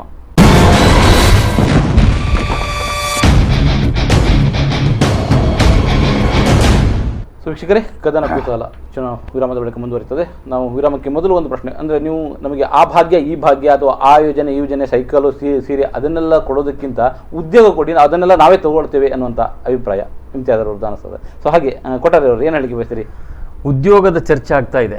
ಉದ್ಯೋಗದ ಚರ್ಚೆ ಮಧ್ಯದಲ್ಲಿ ಇವರು ಚುನಾವಣೆ ಮತದಾರರು ಕೂಡ ಅದನ್ನೇ, ಅಂದ್ರೆ ನಮಗೆ ನೀವು ಏನು ಕೊಡ್ತೀರಿ ಅನ್ನೋದು, ನೀವು ಏನು ಕೊಟ್ಟಿದ್ದೀರಿ ಅನ್ನೋದನ್ನ ಅವಲೋಕನದಲ್ಲಿ ನಿಮಗೆ ಮತ ಕೊಡ್ಲಿಕ್ಕೆ ರೆಡಿ ಆಗ್ತಾ ಇದ್ದಾರೆ. ಉದ್ಯೋಗದ ವಿಚಾರ ಬಂದಾಗ ಕಾಂಗ್ರೆಸ್ನವರು ಮೋದಿಯ ಹೆಸರನ್ನ ತಂದರು. ಇವರು ಹೇಳ್ತಾ ಇರುವಂಥದ್ದು ಈಗ ಇವರ ರಾಷ್ಟ್ರೀಯ ಅಧ್ಯಕ್ಷರೆಲ್ಲ ಉದ್ಯೋಗ ಇಲ್ಲ ಅಂತ. ಆದರೆ ಕಾಂಗ್ರೆಸ್ನವರು ಹೇಳಿದರು, ನಮ್ಮ ಮಿತ್ರರು 70 ವರ್ಷಗಳಲ್ಲಿ ದೇಶವನ್ನು ಅತ್ಯಂತ ಹೆಚ್ಚು ಅಭಿವೃದ್ಧಿ ಮಾಡಿದವರು ನಾವು ಅಂತ ಹೇಳಿದ್ರು. ಹಾಗಾದ್ರೆ ಅಭಿವೃದ್ಧಿ ಮಾಡಿ 65 ವರ್ಷ ಈ ದೇಶವನ್ನು ಆಳಿದವರು ಕೇವಲ 4 ವರ್ಷದಲ್ಲಿ ಆಡಳಿತ ಮಾಡುವಂಥ ಮೋದಿ ಹತ್ರ ಉದ್ಯೋಗ ಕೇಳ್ತಾ ಇದ್ದಾರೆ ಈಗ. ಅಂದರೆ ಇವರು ಏನು ಮಾಡಲಿಲ್ಲ ಅಂತ ಹೇಳುವಂಥದ್ದನ್ನು ಇವರೇ ಒಪ್ಪಿಕೊಂಡಂಥ ಒಂದು ಪರಿಸ್ಥಿತಿಯಲ್ಲಿ ಇವತ್ತು ಕಾಂಗ್ರೆಸ್ನವರು ಇದ್ದಾರೆ. ಆದರೂ ಮೋದಿ ಸರ್ಕಾರ ಅಸ್ತಿತ್ವಕ್ಕೆ ಬಂದ ಮೇಲೆ ಇಲ್ಲಿ ಏನೆಲ್ಲ ಉದ್ಯೋಗ ನಿರ್ಮಾಣ ಆಗಿದೆ ಅಂತ ಹೇಳುವಂಥದ್ದು ಯುವಕರಿಗೆ ಗೊತ್ತದು. ಅದು ಮೇಕ್ ಇನ್ ಇಂಡಿಯಾ ಇರ್ಬೋದು, ಡಿಜಿಟಲ್ ಇಂಡಿಯಾ ಇರ್ಬೋದು, ಸ್ಮಾರ್ಟಪ್ ಇರ್ಬೋದು, ಅಥವಾ ಮುದ್ರಾ ಯೋಜನೆ ಇರ್ಬೋದು. ಇದೆಲ್ಲ ಯುವಕರಿಗೆ ಸ್ವ ಉದ್ಯೋಗವನ್ನು ನಿರ್ಮಾಣ ಮಾಡಲಿಕ್ಕೆ ಏನು ಮೋದಿ ಸರ್ಕಾರ ಕೊಟ್ಟಿರ್ತಕ್ಕಂಥ ಯೋಜನೆಗಳು, ಪೂರ್ತಿ ಜನ ಅದನ್ನು ಸ್ವೀಕಾರ ಮಾಡಿದ್ದಾರೆ. ಮತ್ತು MRPL ಮತ್ತು ಮಂಗಳೂರಿನ ಇಂಡಸ್ಟ್ರಿಯನ್ನು ನಾವು ಕಂಪೇರ್ ಮಾಡಿದರೆ, ಇಲ್ಲಿ MRPL ಪ್ರಾರಂಭದಲ್ಲಿ ಒಂದು ದೊಡ್ಡ ಇಂಡಸ್ಟ್ರಿ ಬಂದಿರುವಂಥದ್ದು MRPL. ಇದೀಗ 3rd ಸ್ಟೇಜ್ ಕಂಪ್ಲೀಟ್ ಆಗಿ 4th ಸ್ಟೇಜ್ಗೆ ಕಾಯ್ತಾ ಇದ್ದಾರೆ. ಅವರು ಇನ್ನೂ ಬೇಕು ಅಂತ ಕಾಯ್ತಾ ಇದ್ದಾರೆ. ಅದರಲ್ಲಿ ಈ ಏನು skilled labours and qualified labour ಇದೆಲ್ಲ ಕಂಪೇರ್ ಮಾಡಿದರೆ ನಿಜವಾಗಿಯೂ ಬ್ಲೂ ಕಾಲರ್ ಜಾಬ್ಸ್ ನಮ್ಮ ಈ ಭೂಮಿಯನ್ನು ಕಳ್ಕೊಂಡವರಿಗೆ ಕೊಡಬೇಕಿತ್ತು. ಅದು SEZ ಅಲ್ಲಿ ಏನಾಗಿದೆ ಅಂತ ಕೇಳಿದ್ರೆ, SEZ ಅದು ಕಂಪ್ಲೀಟ್ ಎಕ್ವಿಜಿಷನ್ ಮಾಡಿ SEZ ಅನ್ನು ಪೂರ್ತಿಯಾಗಿ ಇಂಪ್ಲಿಮೆಂಟೇಷನ್ ಆದಮೇಲೆ ಅದರಲ್ಲಿ ಕೆಲವೊಂದು ಇಂಡಸ್ಟ್ರಿಗಳು ಬಂದಿದೆ. ಫಾರ್ ಎಕ್ಸಾಂಪಲ್ ಕಾರ್ಡೋಲೈಟ್ ಇರ್ಬೋದು, JBF ಇರ್ಬೋದು, ಹೀಗೆಲ್ಲ ಬೇರೆ ಬೇರೆ ಇಂಡಸ್ಟ್ರಿಗಳು ಬಂದಿದೆ. ಅದು ಪೂರ್ತಿ ಆ್ಯಕ್ಟಿವ್ ಆಗಲಿಲ್ಲ ಇನ್ನೂ ಕೂಡ. ಅದು ಬೇರೆ ಬೇರೆ ಕಾರಣಗಳಿಗಿರ್ಬೋದು. ಅದು ನೋಡಿ, ನಮ್ಮ ಸರ್ಕಾರ ಇರುವಾಗ SEZ ಬಂದಿದೆ, ಕರೆಕ್ಟ್. ಆ ನಂತರದ ಸರ್ಕಾರ, ಕಾಂಗ್ರೆಸ್ ಸರ್ಕಾರ ಇಲ್ಲಿ ಬಂದು 4-5 ವರ್ಷ ಆಯಿತು. ಈ 5 ವರ್ಷದ ಗ್ಯಾಪಲ್ಲಿ JBF ಇರ್ಬೋದು, ಕಾರ್ಡೋಲೈಟ್ ಇರ್ಬೋದು, ಇಂತಹ ಬೇರೆ ಬೇರೆ ಕಂಪನಿಗಳು SEZ ಇಲ್ಲಿ ಬಂದಿದೆ. ಆದರೆ ಅದಕ್ಕೆ ಪೂರಕವಾಗಿರ್ತಕ್ಕಂಥ ಇಂಡಸ್ಟ್ರಿಗೆ ಬೇಕಾಗಿರ್ತಕ್ಕಂಥ ಏನು ಅನುಮತಿಗಳಿರ್ಬೋದು, ಸೌಲಭ್ಯಗಳನ್ನು ಈ ರಾಜ್ಯ ಸರ್ಕಾರ, ಕಾಂಗ್ರೆಸ್ನ ರಾಜ್ಯ ಸರ್ಕಾರ ಕೊಡಲಿಕ್ಕೆ ವಿಫಲ ಆಗಿದೆ. ಅದಕ್ಕೋಸ್ಕರ ಅದು ಕುಂಠಿತ ಆಗಿದೆ, ಅದರ ಅಭಿವೃದ್ಧಿ ಕುಂಠಿತ ಆಗಿದೆ. ಅದಕ್ಕೋಸ್ಕರ ನಾವು ಕೂಡ ಕಳೆದ ಒಂದು 2-3 ತಿಂಗಳ ಹಿಂದೆ ನಾವೊಂದು ಪ್ರತಿಭಟನೆಯನ್ನು ಮಾಡಿದ್ದೇವೆ. ಏನು PDF-ನವರಿಗೆ ಜಾಬ್ ಕೊಡಬೇಕಾಗಿರುವಂಥ ಸಂದರ್ಭದಲ್ಲಿ ನೀವು ಕೊಡಲಿಲ್ಲ ಅಂತ ಹೇಳುವಂಥದ್ದು. ಆವಾಗ ನೇರವಾಗಿ ಅವರು ಈ ಸರ್ಕಾರದ ವೈಫಲ್ಯವನ್ನು ಹೇಳಿದರು. ನಮಗೆ ಇಂತಹ ಅನುಮತಿಗಳು ಬೇಕಾಗಿರುವಂಥ ಅನುಮತಿಗಳು ಸರ್ಕಾರದಿಂದ ಸಿಗಲಿಲ್ಲ, ಅದಕ್ಕೋಸ್ಕರ ನಮ್ಮ ಕಾರ್ಯವನ್ನು ಇಂಡಸ್ಟ್ರಿಯನ್ನು ನಾವು ಪ್ರಾರಂಭ ಮಾಡಲಿಕ್ಕೆ ಆಗಲಿಲ್ಲ. ನಮ್ಮ ಪ್ರಾರಂಭ ಆದ ಕೂಡಲೇ, ಫುಲ್ ಟೈಮ್ ಅದು ಆ್ಯಕ್ಟಿವ್ ಆದ ಕೂಡಲೇ, ಕಮೆನ್ಸ್ಮೆಂಟ್ ಆದ ಕೂಡಲೇ ನಾವು ಖಂಡಿತವಾಗಿ ಜಾಬನ್ನು ಕೊಡ್ತೇವೆ ಅಂತ ಹೇಳುವಂಥ ಒಂದು ಆಶ್ವಾಸನೆಯನ್ನು ಕೊಟ್ಟಿದ್ದಾರೆ. ಅಂದರೆ ಯಾವುದೇ ಇಂಡಸ್ಟ್ರಿಗಳು ಅದು ಪೂರ್ತಿಯಾಗಿ ಆ ಒಂದು ಇಂಪ್ಲಿಮೆಂಟೇಷನ್ ಆಗಬೇಕಾದ್ರೆ ಸರ್ಕಾರ ಭಾರಿ ಪ್ರಮುಖ. ಸರ್ಕಾರದ ಅನುಮತಿಗಳೆಲ್ಲ ಪ್ರಮುಖವಾಗಿರುವ ಅವರಿಗೆ ಯಾವುದೇ ಕೊರತೆ ಇಲ್ಲ. ಆದ್ರೆ ಅಲ್ಲಿ ನಮ್ಮವರು ಎಷ್ಟು ಜನ? MCF ನಲ್ಲೆಲ್ಲ ನಮ್ಮವರೇ ಇರುದು ಜಾಸ್ತಿ. MCF ಅಲ್ಲಿ, ಆಮೇಲೆ ಕುದುರೆಮುಖದಲ್ಲಿ ನಮ್ಮವರೇ ಇದ್ದಾರೆ, ಹೆಚ್ಚು ಇದ್ದಾರೆ. ಆದರೆ ಹೊಸ ಇಂಡಸ್ಟ್ರಿಗಳು ಏನು ಬಂದಿದೆ ಅಲ್ಲೆಲ್ಲ ತುಂಬ ಸಮಸ್ಯೆಗಳಿದೆ. ಈಗ ಉದಾಹರಣೆಗೆ ನಾವು ಅನುಮತಿಗಳು ಅಂತ ಹೇಳಿದ್ರೆ, ಇಲ್ಲಿ ಮಂಗಳೂರಿನಲ್ಲಿ ಲೋಬೋ ಅವರು ಒಂದು ಅಧಿಕಾರಿಯಾಗಿದ್ದವರು ಶಾಸಕರಾದರು ಅಂತ ಹೇಳ್ತಾರೆ. ಈಗ ನಮ್ಮ ಮೂಡದಲ್ಲಿ, ಸಿಟಿ ಕಾರ್ಪೊರೇಷನ್ನಲ್ಲಿ ಇರುವಷ್ಟು ಭ್ರಷ್ಟಾಚಾರ ಎಲ್ಲೂ ಇಲ್ಲ. ಅಂದರೆ ನಮಗೆ ನೇರವಾಗಿ ಗೊತ್ತು, ಮೂಡದಲ್ಲಿ ಒಂದು ಸಿಂಗಲ್ ಸೈಟ್ ಆಗಬೇಕಾದ್ರೆ ಪರ್ಟಿಕ್ಯುಲರ್ ಆಗಿ ಆ ಕ್ಷೇತ್ರದ ಶಾಸಕರಿಗೆ ಪರ್ಸೆಂಟೇಜ್ ಕೊಡುವಂಥ ಒಂದು ಸಂದರ್ಭ ಇದೆ. ಇವಾಗ ನೋಡಿ, ನಾವು ಮುಂಚೆ ಒಂದು ಜಾಗವನ್ನು ಒಬ್ಬ ಪರ್ಚೇಸ್ ಮಾಡಿದರೆ ಅವನು ಕನ್ವರ್ಷನ್ ಮಾಡಿ ಅದನ್ನು ಖಾತಾ ಮಾಡಿ ಅವನು ರಿಜಿಸ್ಟರ್ ಮಾಡಿಕೊಳ್ತಾ ಇದ್ದ. ಇವಾಗ ಖಾತಾ ಮಾಡಬೇಕಾದ್ರೆ ಸಿಂಗಲ್ ಸೈಟ್ ಕಂಪಲ್ಸರಿ ಮಾಡಿದ್ದಾರೆ ಮಂಗಳೂರಲ್ಲಿ. ಯಾಕೆ ಅಂತ ಕೇಳಿದ್ರೆ ಅದು ಹಣ ಮಾಡುವ ದಂಧೆ ಒಂದು. ಯಾಕೆ ನೀವು ಬಿಲ್ಡಿಂಗ್ ಕಟ್ಟಲಿಕ್ಕೆ ಮಾತ್ರ ಸಿಂಗಲ್ ಸೈಟ್ ಬೇಕು, ನಿಮಗೆ ಇಲ್ಲ ಅಂತ ಹೇಳಿದ್ರೆ ಸಿಂಗಲ್ ಸೈಟ್ ಬೇಡ. ಆದರೆ ಯಾಕೆ ಈ ಶಾಸಕರಿಗೆ ಕಾಣ್ತಾ ಇಲ್ವಾ ಅದು? ಯಾಕೆ ಸಿಂಗಲ್ ಸೈಟ್ ಬೇಕು? ಕನ್ವರ್ಷನ್ ಆಗಿ ರಿಜಿಸ್ಟ್ರೇಷನ್ ಮಾಡುವ ಬದಲಿಗೆ, ಖಾತಾ ಮಾಡುವ ಬದಲಿಗೆ ಸಿಂಗಲ್ ಸೈಟ್ ಮಾಡಿ. ಸೈಟ್ ಯೋಜನೆ ಬಂದದ್ದು ನಿಮ್ಮ ಸರ್ಕಾರದ ನಮ್ಮ ಟಾರ್ಗೆಟ್ ಮಾಡ್ತಾರೆ ವಿಷಯದಲ್ಲಿ ಕೂಡ. ಸಿಂಗಲ್ ಸೈಟ್ ಬೇಕು ಅಲ್ಲಲ್ಲ, ಸಿಂಗಲ್ ಸೈಟ್ ಬೇಕು. ಆದ್ರೆ ನೀವು ಯಾವಾಗ ಅಂದ್ರೆ ಲೈಸೆನ್ಸಿಗೆ ಹೋಗಿ, ಕಟ್ಟಡ ನಿರ್ಮಾಣದ ಲೈಸೆನ್ಸಿಗೆ ಹೋಗುವಾಗ ಸಿಂಗಲ್ ಸೈಟ್ ಬೇಕು. ಯಾಕಂದ್ರೆ ರೋಡ್ ಮಾರ್ಜಿನ್ ಅದೆಲ್ಲ ಬಿಡಬೇಕು ಅಂತ. ನೀವೊಂದು ಜಾಗವನ್ನು ಪರ್ಚೇಸ್ ಮಾಡಲಿಕ್ಕೆ ಸಿಂಗಲ್ ಸೈಟ್ ಬೇಡ, ಖಾತಾ ಬೇಕಷ್ಟೇ. ಖಾತಾ ಆಗ್ಲಿಕ್ಕೆ ಸಿಂಗಲ್ ಸೈಟ್ ಕಂಪಲ್ಸರಿ ಮಾಡಿದ್ದಾರೆ. ಆಮೇಲೆ ಕನ್ವರ್ಷನ್ ಇವಾಗ ಮಂಗಳೂರಿನಲ್ಲಿ ಆಗ್ತಾ ಇಲ್ಲ. ಇಂತಹ ಈ ಸಮಸ್ಯೆಗಳು, ರೆವಿನ್ಯೂ ಸಮಸ್ಯೆಗಳು ಬಂದಾಗ ಇಂಡಸ್ಟ್ರಿಗೆ ಬೇಕಾಗಿರುವಂತಹ ಅನುಮತಿಗಳಿರ್ಬೋದು, ಇದೆಲ್ಲ ಸಿಂಗಲ್ ವಿಂಡೋ ಸಿಸ್ಟಮ್ ಅಲ್ಲಿ ಆದ್ರೆ ಮಾತ್ರ ಇಂಡಸ್ಟ್ರಿಗಳು ಬರುತ್ತೆ. ನೋಡಿ, ಈ ರಾಜ್ಯದಲ್ಲಿ, ಈ ಜಿಲ್ಲೆಯಲ್ಲಿ ಲವ್ ಜಿಹಾದ್ ಇದೆ, ಗೋ ಹತ್ಯೆ ಇದೆ ಅಂತ ಹೇಳ್ತಾರೆ. ಅದಲ್ಲ, ಗೋ ಹತ್ಯೆ, ಲವ್ ಜಿಹಾದ್ ಅದೊಂದು ಬೇರೆ. ಇಂಡಸ್ಟ್ರಿಗಳಿಗೆ ಬೇಕಾಗಿರುವಂಥದ್ದು ಅವ್ರು ಹೇಳಿದಾಗೆ ನೀರು, ಆಮೇಲೆ ಈ ಕೆಲವು ಸಂಪನ್ಮೂಲಗಳು, ಅಲ್ಲ ಶಾಂತಿಯ ವಾತಾವರಣ ಕೂಡ ಬೇಕು. ಶಾಂತಿಯ ವಾತಾವರಣ ಮಂಗಳೂರಲ್ಲಿ ನೋಡಿ, ಮಂಗಳೂರನ್ನ ಮಾಧ್ಯಮಗಳು ಮಾಡಿರುವಂಥದ್ದು ಅಷ್ಟೊಂದು ಈ ಇಂಟರ್ನ್ಯಾಷನಲ್ ಲೆವೆಲ್ ಅಲ್ಲಿ ಇದೊಂದು ಕೋಮು ಸೌಹಾರ್ದ, ಕೋಮು ಪ್ರಕ್ಷುಬ್ಧ ಪ್ರದೇಶ ಅಂತ. ಹಾಗೆ ನೋಡಿದ್ರೆ ಇಲ್ಲಿ ಅಂತ ಒಂದು ವಾತಾವರಣ ಏನು ಕಾಣ್ತಾ ಇಲ್ಲ. ಕೆಲವೊಂದು ವಿಚಾರಗಳಿಗೆ ಆಗ್ತದೆ ಸರ್, ಮಾಧ್ಯಮಗಳು ಮಾಡ್ತಾ ಬಂದ್ರೆ ಅದಕ್ಕೆ ಬೇಕಾದ ಒಂದು ಸಣ್ಣ ಕಿಡಿ ಆದ್ರೂ ಅಲ್ಲಿ ಹೊತ್ತದೇ ಇದ್ರೆ ಮಾಧ್ಯಮಗಳು ಅದನ್ನು ವಿಸ್ತಾರ ಮಾಡಲಿಕ್ಕೆ ಸಾಧ್ಯನೇ ಇಲ್ಲ. ಸರಿ, ಹೊತ್ತಿಸ್ತೀರಿ ಯಾಕೆ ಅನ್ನೋದು ಸರಿ. ಆದ್ರೆ ನಾವು ಯಾರು ಈಗ ನಮ್ಮ ಮಂಗಳೂರನ್ನ, ವಿಶೇಷವಾಗಿ ಮಂಗಳೂರನ್ನ ಕೋಮು ಪ್ರಕ್ಷುಬ್ಧ ಪ್ರದೇಶ ಅಂತ ಹೇಳಿ ಜಾಸ್ತಿ ಪ್ರಚಾರ ಕೊಡುವಂತ ರೀತಿಯಲ್ಲಿ ನಮ್ಮ ಮಂಗಳೂರು ಇಲ್ಲ. ಕೆಲವೊಂದು ವಿಚಾರದಲ್ಲಿ ಎಲ್ಲಾ ಕಡೆ, ಇಡೀ ದೇಶದಲ್ಲೇ ನಾವು ಇಲ್ಲಿ ಕೂತ್ಕೊಂಡು ನಾವು ನೋಡ್ತಾ ಇದ್ದೇವೆ, ನಾವು ಅನುಭವಿಸ್ತಾ ಇದ್ದೇವೆ, ನಮ್ಗೆ ಗೊತ್ತಿದೆ.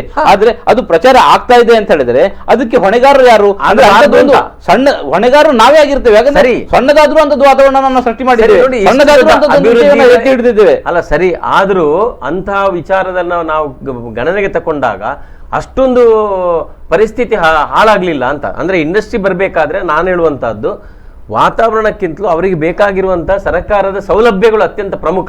ಓಕೆ, ಅಮೀನ್ ಅವರು, ನಿಮಗೆ ಸೌಲಭ್ಯಗಳು ಕೊಡ್ಲಿಕ್ಕೆ ಸಾಧ್ಯ ಆಗ್ಲಿಲ್ವಾ ಅಥವಾ ವಾತಾವರಣ ಸೃಷ್ಟಿಗೆ ಸಾಧ್ಯ ಆಗ್ಲಿಲ್ವಾ ಅಥವಾ ಇಲ್ಲಿ ಗಲಾಟೆಗಳನ್ನ? ವಾತಾವರಣ ಈಗ ಅವರೇ ಹೇಳ್ತಾರೆ, ಮೀಡಿಯಾದಲ್ಲಿ ಪ್ರೊಜೆಕ್ಟ್ ಆಗುವ ರೀತಿಯಷ್ಟು ಇಲ್ಲ, ಅಂದ್ರೆ ಸ್ವಲ್ಪ ಮಟ್ಟಿಗೆ ಇದೆ ಅಂತ ಅವರು admit, that is the admission. ಅದು ಆಗಿದೆ, ಅದು ಯಾರಿಂದ ಆಗಿಂದಲೂ ಅವರೇ ಹೇಳಬೇಕು. ನಂಬರ್ 1 ಅದು ಕಾಂಗ್ರೆಸ್ನಿಂದಲೇ ಆಗುವಂಥದ್ದು. ಈಗಿನ ಸಿದ್ದರಾಮಯ್ಯ ಸರ್ಕಾರದಲ್ಲಿ ನೋಡಿ, ಈ ಒಂದು ಧರ್ಮ ಒಡೆಯುವಂತದ್ದು, ಹಿಂದೂ ವಿರೋಧಿ ನೀತಿಯನ್ನ ಮಾಡಿರುವಂತದ್ದು ಯಾರು? ನಮ್ಮ ಸರ್ಕಾರ. 5 ವರ್ಷ ಸರ್ಕಾರ ಇತ್ತು. ನಮ್ಮ ಸರ್ಕಾರ ನಾವು ಇವತ್ತು ಚರ್ಚೆಗೆ ವಿಷಯ ತೆಗೆದುಕೊಂಡದ್ದು ಕೂಡ ಯಾಕೆ ಅಂದ್ರೆ ನಮ್ಗೆ ಇಂಥ ಧರ್ಮ, ಜಾತಿ ಒಡೆಯುವುದು, ಬಡಿಯುವುದು ಅಂತ ಬೇಕಾಗಿಲ್ಲ. ನಮ್ಗೆ ಜನರಿಗೆ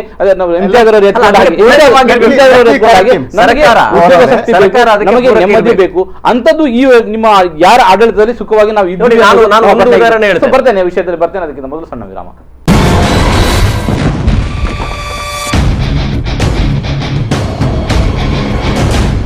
ವೀಕ್ಷಕರೇ, ವಿರಾಮದ ಬಳಿಕ ಕದನ ಕುತೂಹಲ ಮುಂದುವರಿತದೆ. ಅಂದ್ರೆ ನಾವು ಇಲ್ಲಿ ಚರ್ಚೆಗೆ ಅಂದ್ರೆ ಹಿಂದಿನ ಸರ್ಕಾರಗಳು ಮಾಡಿದ್ದೇನು ಈ ವಿಷಯದಲ್ಲಿ ಚರ್ಚೆ ಮಾಡ್ತೇವೆ. ನಮಗೆ ಇಲ್ಲಿ ಯಾರು ಗಲಭೆ ಮಾಡಿದ್ದಾರೆ, ಗಲಾಟೆ ಮಾಡಿದ್ದಾರೆ, ಅಥವಾ ಏನು ಗಲಭೆಗಳು, ಸಂಘರ್ಷಗಳು ಏನಾಗ ಅದಲ್ಲ. ಅಂದ್ರೆ ಯಾರು ಹೆಚ್ಚು ಉದ್ಯೋಗ ಸೃಷ್ಟಿ ಮಾಡಿದ್ದಾರೆ, ಯಾರು ಜನರಿಗೆ ಹೆಚ್ಚು ಅನುಕೂಲವಾಗುವ ರೀತಿಯ ಆಡಳಿತವನ್ನು ಕೊಟ್ಟಿದ್ದಾರೆ, ಇದು ನಮಗೆ ಬೇಕು. ಅದನ್ನು ಹೇಳಲಿಕ್ಕೆ ಸಾಧ್ಯ ಇದೆಯಾ ಅಂತ ಅಮೀನ್ ಅವರೇ? ಯಾಕೆಂದ್ರೆ ಹೆಚ್ಚು ಅವಧಿಯಲ್ಲಿ ಆಡಳಿತ ಮಾಡಿದ್ದು ನೀವು ಕಾಂಗ್ರೆಸ್ ಆಗಿರೋದ್ರಿಂದ ನಮಗೆ ಅದು ಏನು ಮಾಡಿದ್ದೀರಿ, ಅಥವಾ ಇನ್ನು ಮುಂದಿನ ಚುನಾವಣೆಗೆ ಹೋಗ್ತಾ ಇದ್ದೀರಿ, ಸೊ ಇಷ್ಟು ಸಮಯದಲ್ಲಿ ನೀವು ಮಾಡಿದ್ದು ಏನಾದ್ರು ಅನುಕೂಲ ಆಗ್ತದೆ ಅದನ್ನು ಹೇಳಿಬಿಡಿ. I will come to that. ಒಂದು ಪಾಯಿಂಟ್ ಅವರು ಕೊನೆ, ಈಗ ಧರ್ಮಗಳ ಒಡೆಯುವುದು ಅಂತ ಬಂತು. ಅಲ್ಲಿ ಸಿದ್ದರಾಮಯ್ಯವರು, ಮುಖ್ಯಮಂತ್ರಿಯವರು ಲಿಂಗಾಯತ ಮಹಾಸಭಾದವರು ಕರೆದ ಒಂದು ಸಭೆಗೆ ಹೋಗಿದ್ದರು.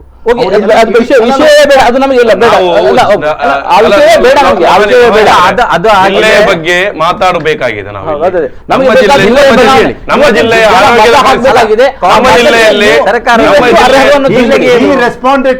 ಇಲ್ಲಿ ಚರ್ಚೆ ನಾನು ಬಯಸುದು, ನಾನೊಂದು ಹೇಳ್ತೇನೆ, ನನಗೆ ಮೊದಲೇ ಅವಕಾಶ ಕೊಡಿ. ಜಿಲ್ಲೆಯಲ್ಲಿ ಸರ್ಕಾರಿ ವೆನ್ಲಾಕ್ ಆಸ್ಪತ್ರೆ ಇದೆ, ಅದನ್ನು ಕಟ್ಟಿಸಿದ್ದು ಯಾರು? ಬ್ರಿಟಿಷರು ಕಟ್ಟಿದ್ರು. ಈ 70 ವರ್ಷಗಳಲ್ಲಿ ಬಂದಂತ ಎಲ್ಲಾ ಸರ್ಕಾರಗಳು, ಅದು ಜನತಾ ಸರ್ಕಾರ ಇರ್ಬೋದು, ಕಾಂಗ್ರೆಸ್ ಸರ್ಕಾರ ಇರ್ಬೋದು, ಬಿಜೆಪಿ ಸರ್ಕಾರ ಇರ್ಬೋದು, ಜಿಲ್ಲಾ ವೆನ್ಲಾಕ್ ಆಸ್ಪತ್ರೆಯನ್ನ ಆಧುನೀಕರಿಸಿ ಅದರಲ್ಲೇ ಒಂದು ಸರ್ಕಾರಿ ಮೆಡಿಕಲ್ ಕಾಲೇಜ್ ಸ್ಥಾಪನೆ ಮಾಡಲಿಕ್ಕೆ ಇದುವರೆಗೆ ಯಾರಿಗೂ ಸಾಧ್ಯ ಆಗಿಲ್ಲ. 7 ಖಾಸಗಿ ಮೆಡಿಕಲ್ ಕಾಲೇಜುಗಳು ದಕ್ಷಿಣ ಕನ್ನಡ ಜಿಲ್ಲೆಯಲ್ಲಿದೆ. ಒಬ್ಬ ಡಾಕ್ಟರ್ ಆಗಬೇಕಾದ್ರೆ MBBS ಮಾಡಬೇಕಾದ್ರೆ 1 ಕೋಟಿ ಬೇಕು, ಇನ್ನೂ ಜಾಸ್ತಿ ಕಲಿಬೇಕಾದ್ರೆ 2-3 ಕೋಟಿ ಬೇಕು. ಜನಸಾಮಾನ್ಯರ ಮನೆಯಲ್ಲಿದ್ದ ಒಬ್ಬ ವೈದ್ಯನಾಗಲಿಕ್ಕೆ ಸಾಧ್ಯ ಆಗದಂತ ಪರಿಸ್ಥಿತಿ ಇದೆ. 70 ವರ್ಷದಲ್ಲಿ ಯಾರಿಗೂ ಮಾಡಲಿಕ್ಕೆ ಸಾಧ್ಯ ಆಗಿಲ್ಲ. ನಮ್ಮ ತಾಲೂಕುಗಳಲ್ಲಿ ಸಮುದಾಯ ಆಸ್ಪತ್ರೆಗಳನ್ನು ನಿರ್ಮಾಣ ಮಾಡಲಿಕ್ಕೆ ಸಾಧ್ಯ ಆಗಿಲ್ಲ. ಅದು ಆರೋಗ್ಯ ಕ್ಷೇತ್ರದಲ್ಲಿ ಸಂಪೂರ್ಣ ಕಡೆಗಣಿಸಿದ್ದಾರೆ. ಅದು ಸಂಪೂರ್ಣವಾಗಿ ಖಾಸಗಿ. ಇನ್ನೊಂದು ವಿಚಾರ ಇಲ್ಲಿ ಸರ್ಕಾರಿ ಕಾಲೇಜುಗಳು ಎಷ್ಟು ಬರ್ತಾ ಇದೆ. ಈಗ ಮೆಡಿಕಲ್ ಕಾಲೇಜು ಆಸ್ಪತ್ರೆಗಳೊಂದು ವಿಚಾರ ಆದ್ರೆ ಈ ಸರ್ಕಾರಿ ಕಾಲೇಜ್ ಇವರು ಹೇಳಿದ್ರು ಲೆಕ್ಕಗಳನ್ನ ಕೊಟ್ಟರು. ನಮ್ಮಲ್ಲಿ ನಾವು ಇರುವಾಗ ಅಲ್ಲಿಂದ ಇವರು ಮಾಡದಿದ್ರೆ ಇವರನ್ನು ಯಾರು ಇವರಿಗೆ ಅದು ಒಂದು ಪ್ರೋಸೆಸ್. ಜನ ಅಲ್ಲಿ ಕೇಳ್ತಾ ಇರುವಾಗ ಒಂದೊಂದು ಗ್ರಾಮಗಳಲ್ಲಿ ಶಾಲೆಗಳು ಬೇಕು, ಶಾಲೆಗಳು ಪ್ರಾಥಮಿಕ ಶಾಲೆಗಳು ಪ್ರೌಢಶಾಲೆಗಳಾಗ್ತದೆ, ಪ್ರೌಢಶಾಲೆ ಆದ್ಮೇಲೆ ಕಾಲೇಜುಗಳು ಬೇಕು. ಎಷ್ಟು ಬಂದಿದೆ? ಅದಕ್ಕೆ ಪೂರಕವಾಗಿ ಎಷ್ಟು ಬಂದಿದೆ? ಎಷ್ಟು ಪ್ರಥಮ ದರ್ಜೆ ಕಾಲೇಜುಗಳು ಒಂದು ಕ್ಷೇತ್ರದೊಳಗಡೆ ಇದೆ? ಎಷ್ಟು ಅನುಕೂಲವಾಗಿ ಒಂದು ಗ್ರಾಮಗಳಲ್ಲಿ ಎಷ್ಟು ಜನ ವಿದ್ಯಾರ್ಥಿಗಳಿದೆ? ಒಂದು ಗ್ರಾಮಗಳಲ್ಲಿ ಒಂದು ಗ್ರಾಮ ಪಂಚಾಯತ್ ವ್ಯಾಪ್ತಿಯಲ್ಲಿ 2 ಪ್ರಾಥಮಿಕ ಶಾಲೆ, 2 ಪ್ರೌಢಶಾಲೆಗೆ ಇರ್ತದೆ. ಒಂದು 2 ಗ್ರಾಮ ಪಂಚಾಯತಿಗೆ ಒಂದು ಪ್ರಥಮ ದರ್ಜೆ ಕಾಲೇಜುಗಳಿದ್ವೆ. ಒಂದು ತರಲಿಕ್ಕೆ ಸಾಧ್ಯ ಆಗುದಿಲ್ಲ. ಯಾಕಂತ ಹೇಳಿದ್ರೆ ಒಂದು ಗ್ರಾಮದೊಳಗೆ 2-3 ಖಾಸಗಿ ಶಿಕ್ಷಣ ಸಂಸ್ಥೆಗಳಿರ್ತದೆ, ಒಂದು ಸರ್ಕಾರಿ ಕಾಲೇಜುಗಳು ಇರುವುದಿಲ್ಲ. ಇದು ಯಾವ ಉದ್ದೇಶಕ್ಕಾಗಿ ಇದನ್ನ ಹಿಡಿದಿಟ್ಟು ಆಕರ್ಷಕವಾದಂತಹ ಜನಪ್ರಿಯವಾದ ಭಾಗ್ಯಗಳನ್ನ ಕೊಟ್ಟು ಜನರ ಬದುಕಲ್ಲಿ ಬದಲಾವಣೆ ಮಾಡ್ಲಿಕ್ಕೆ ಆಗುದಿಲ್ಲ. ಒಬ್ಬ ವೈದ್ಯರ ಹತ್ರ ಹೋದ್ರೆ 500 ರೂಪಾಯಿ ತಗೊಳ್ತಾನೆ ಅವ. ಬಡವರಿಗೆ ಒಬ್ಬ 5 ಲಕ್ಷದಲ್ಲಿ ಒಂದು ಮೆಡಿಕಲ್ ಕಾಲೇಜಲ್ಲಿ, ಸರ್ಕಾರಿ ಮೆಡಿಕಲ್ ಕಾಲೇಜ್ ಇದ್ರೆ 5 ಲಕ್ಷದಲ್ಲಿ ವೈದ್ಯನಾದ್ರೆ ಅವ ಸರ್ಕಾರಿ ಆರೋಗ್ಯ ಕೇಂದ್ರಗಳಲ್ಲಿ ದುಡಿತಾನೆ, ಸರ್ಕಾರಿ ಆಸ್ಪತ್ರೆ ವೈದ್ಯನ ಕೆಲಸ ಮಾಡ್ತಾರೆ, ಜನರಿಗೂ ಅನುಕೂಲ ಆಗ್ತದೆ. ಇವರು ಏನು ಮಾಡಿದ್ದಾರೆ, ಈ ಸರ್ಕಾರಿ ವೆನ್ಲಾಕ್ ಆಸ್ಪತ್ರೆ KMC ಕೊಟ್ಟಿದ್ದಾರೆ. ಬಡವರ ದೇಹವನ್ನು ಪ್ರಯೋಗ ಮಾಡುವಂತ ಆಸ್ಪತ್ರೆ ಆಗಿದೆ. ಬಡವರನ್ನು ಅಷ್ಟು ಚೀಪಾಗಿ ನೀವು ನೋಡ್ತಾ ಇದ್ದೀರಾ? ಬಡವರಿಗೆ ಅಕ್ಕಿ ಕೊಟ್ಟರೆ ಸಾಲದು, ಅವರಿಗೆ ಆರೋಗ್ಯ ಕೊಡಿ, ಅವರ ಮಕ್ಕಳಿಗೆ ಶಿಕ್ಷಣ ಕೊಡಿ, ಅವರು ಶಕ್ತಿವಂತರಾಗಿ ಮೇಲೆ ಬರ್ತಾರೆ. ಅದನ್ನೇ ಯಾರು ಮಾಡದೆ ನಾವು ಅಧಿಕಾರದಲ್ಲಿದ್ದಾಗ ನೀವು ಬೆಂಗಳೂರಿನ ಬಗ್ಗೆ ಇದರ ಬಗ್ಗೆ ಮಾತಾಡೋದಿಲ್ಲ. ಅವರು ಕಲ್ತಂತ ಮಕ್ಕಳಿಗೆ ಉದ್ಯೋಗ ಕೊಡಿ. ಇವಾಗ ಶಾಲಾ ಕಾಲೇಜುಗಳು ಏನಾಗಿದೆ, ಏನೋ ಕಷ್ಟಪಟ್ಟು ದುಡಿದು ಡಿಗ್ರಿ ಮಾಡ್ತಾರೆ ಅಂತವರು ಇವತ್ತು ಕಾಲೇಜುಗಳು ನಿರುದ್ಯೋಗಗಳನ್ನ ಸೃಷ್ಟಿ ಮಾಡುವಂತ ಕಾರ್ಖಾನೆಗಳಾಗಿದೆ. ಅವ್ರಿಗೆ ಉದ್ಯೋಗ ಎಲ್ಲಿ ಕೊಟ್ಟಿದ್ದೀರಿ ನೀವು? SEZ ಒಳಗಡೆ ಬರ್ತದೆ ಅಂತ ಹೇಳಿದ್ರು ಜಿತೇಂದ್ರ ಕೊಟ್ಟಾರಿ ಅವರು. ಅಲ್ಲಿ 8,000ಕ್ಕೆ 9,000ಕ್ಕೆ ಅಸ್ಸಾಮಿನ ತಂದು ದುಡಿಸ್ತಾರೆ. ಅವರಿಗೆ ಸಂಬಳ ಬಿಟ್ಟು ಬೇರೆ ಸವಲತ್ತುಗಳನ್ನ ಕೊಡೋದಿಲ್ಲ. ಆ ರೀತಿ ಉದ್ಯೋಗಗಳು ಬೇಕಾಗಿಲ್ಲ. ಒಂದು ಭದ್ರತೆ ಇರುವಂತ ಉದ್ಯೋಗ ಬೇಕು. ಇವತ್ತು ಮೊನ್ನೆ ಇವರು ರಾಜಕಾರಣಿಗಳು ಸೀರೆ ಹಂಚ್ತಾರೆ, 100 ರೂಪಾಯಿ ಸೀರೆನ ಹಂಚ್ತಾರೆ. ಬೀಡಿ ಕಾರ್ಮಿಕರಿಗೆ 50 ರೂಪಾಯಿ ಜಾಸ್ತಿ ಆಗಿದೆ. ಅವರಿಗೆ 1,000 ಬೀಡಿ 2,000 ಬೀಡಿ ಕಟ್ಟರೆ ಇವರು ಕೊಡುವಂತ 100 ರೂಪಾಯಿ ಸೀರೆ ದುಡ್ಡು ಬರ್ತದೆ. ನೀವು ಸೀರೆ ಕೊಡಬೇಡಿ, ನೀವು ಮಕ್ಕಳಿಗೆ ಪುಸ್ತಕ ಕೊಡಬೇಡಿ, ನೀವು ಉದ್ಯೋಗ ಕೊಡಿ. ಅವರವರ ಮಕ್ಕಳಿಗೆ ತಾಯಿಗೆ ಸೀರೆ ತಂದು ಕೊಡ್ತಾರೆ ಅವರು ದುಡಿದ ಹಣದಿಂದ. ನೀವು ರಾಜಕಾರಣಿಗಳು ಹಂಚುವಂತ ಅವಶ್ಯಕತೆ ಇಲ್ಲ. ನೀವು ಅದನ್ನು ಮಾಡದೆ ನಾವು ಅಭಿವೃದ್ಧಿ ಅಂತ ಹೇಳಿ ಚುನಾವಣೆ ಸಂದರ್ಭದಲ್ಲಿ ದುಡ್ಡನ್ನು ಹಾಕಿ ನಮ್ಮ ಆಸ್ತಿಗಳನ್ನ ಜಾಸ್ತಿ ಮಾಡಿ ಜನರ ಹಿತಾಸಕ್ತಿಯನ್ನು ನಾನು ಹೇಳಿದ್ದು ಆರಂಭದಲ್ಲಿ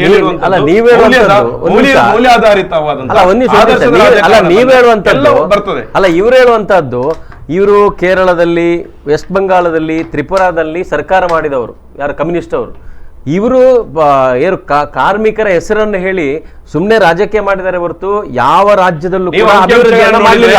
ಏನು ಅಂಶ ಇಲ್ಲ. ಇವತ್ತು ತ್ರಿಪುರ 25 ಶಿಕ್ಷಣ ಕ್ಷೇತ್ರ. ಅಲ್ಲ, ನೀವು ಒಂದ್ ನಿಮಿಷ, ನೀವು ಮಾತಾಡಿದ್ರಲ್ಲ, ಒಂದ್ ನಿಮಿಷ ನಾನು ಹೇಳ್ತೇನೆ. ತ್ರಿಪುರಾದಲ್ಲಿ ಇವರ ಸರ್ಕಾರವನ್ನ 25 ವರ್ಷದಿಂದ ಸರ್ಕಾರವನ್ನ ಬಿಸಾಡಿದ್ರು ನೋಡಿ. ತ್ರಿಪುರಾದಲ್ಲಿ ಇವರು ಸರ್ಕಾರ ಇತ್ತು. 25 ವರ್ಷದಲ್ಲಿ ಮನುಷ್ಯ ಮುಖ್ಯಮಂತ್ರಿ ನೇರವಾಗಿ ನೀವು ಮಾತಾಡಿ. ಒಂದ್ ನಿಮಿಷ, ನೀವು ಮಾತಾಡಿದ್ರೆ ಮತ್ತೆ ನಾವು ಮಾತಾಡ್ಲಿಕ್ಕೆ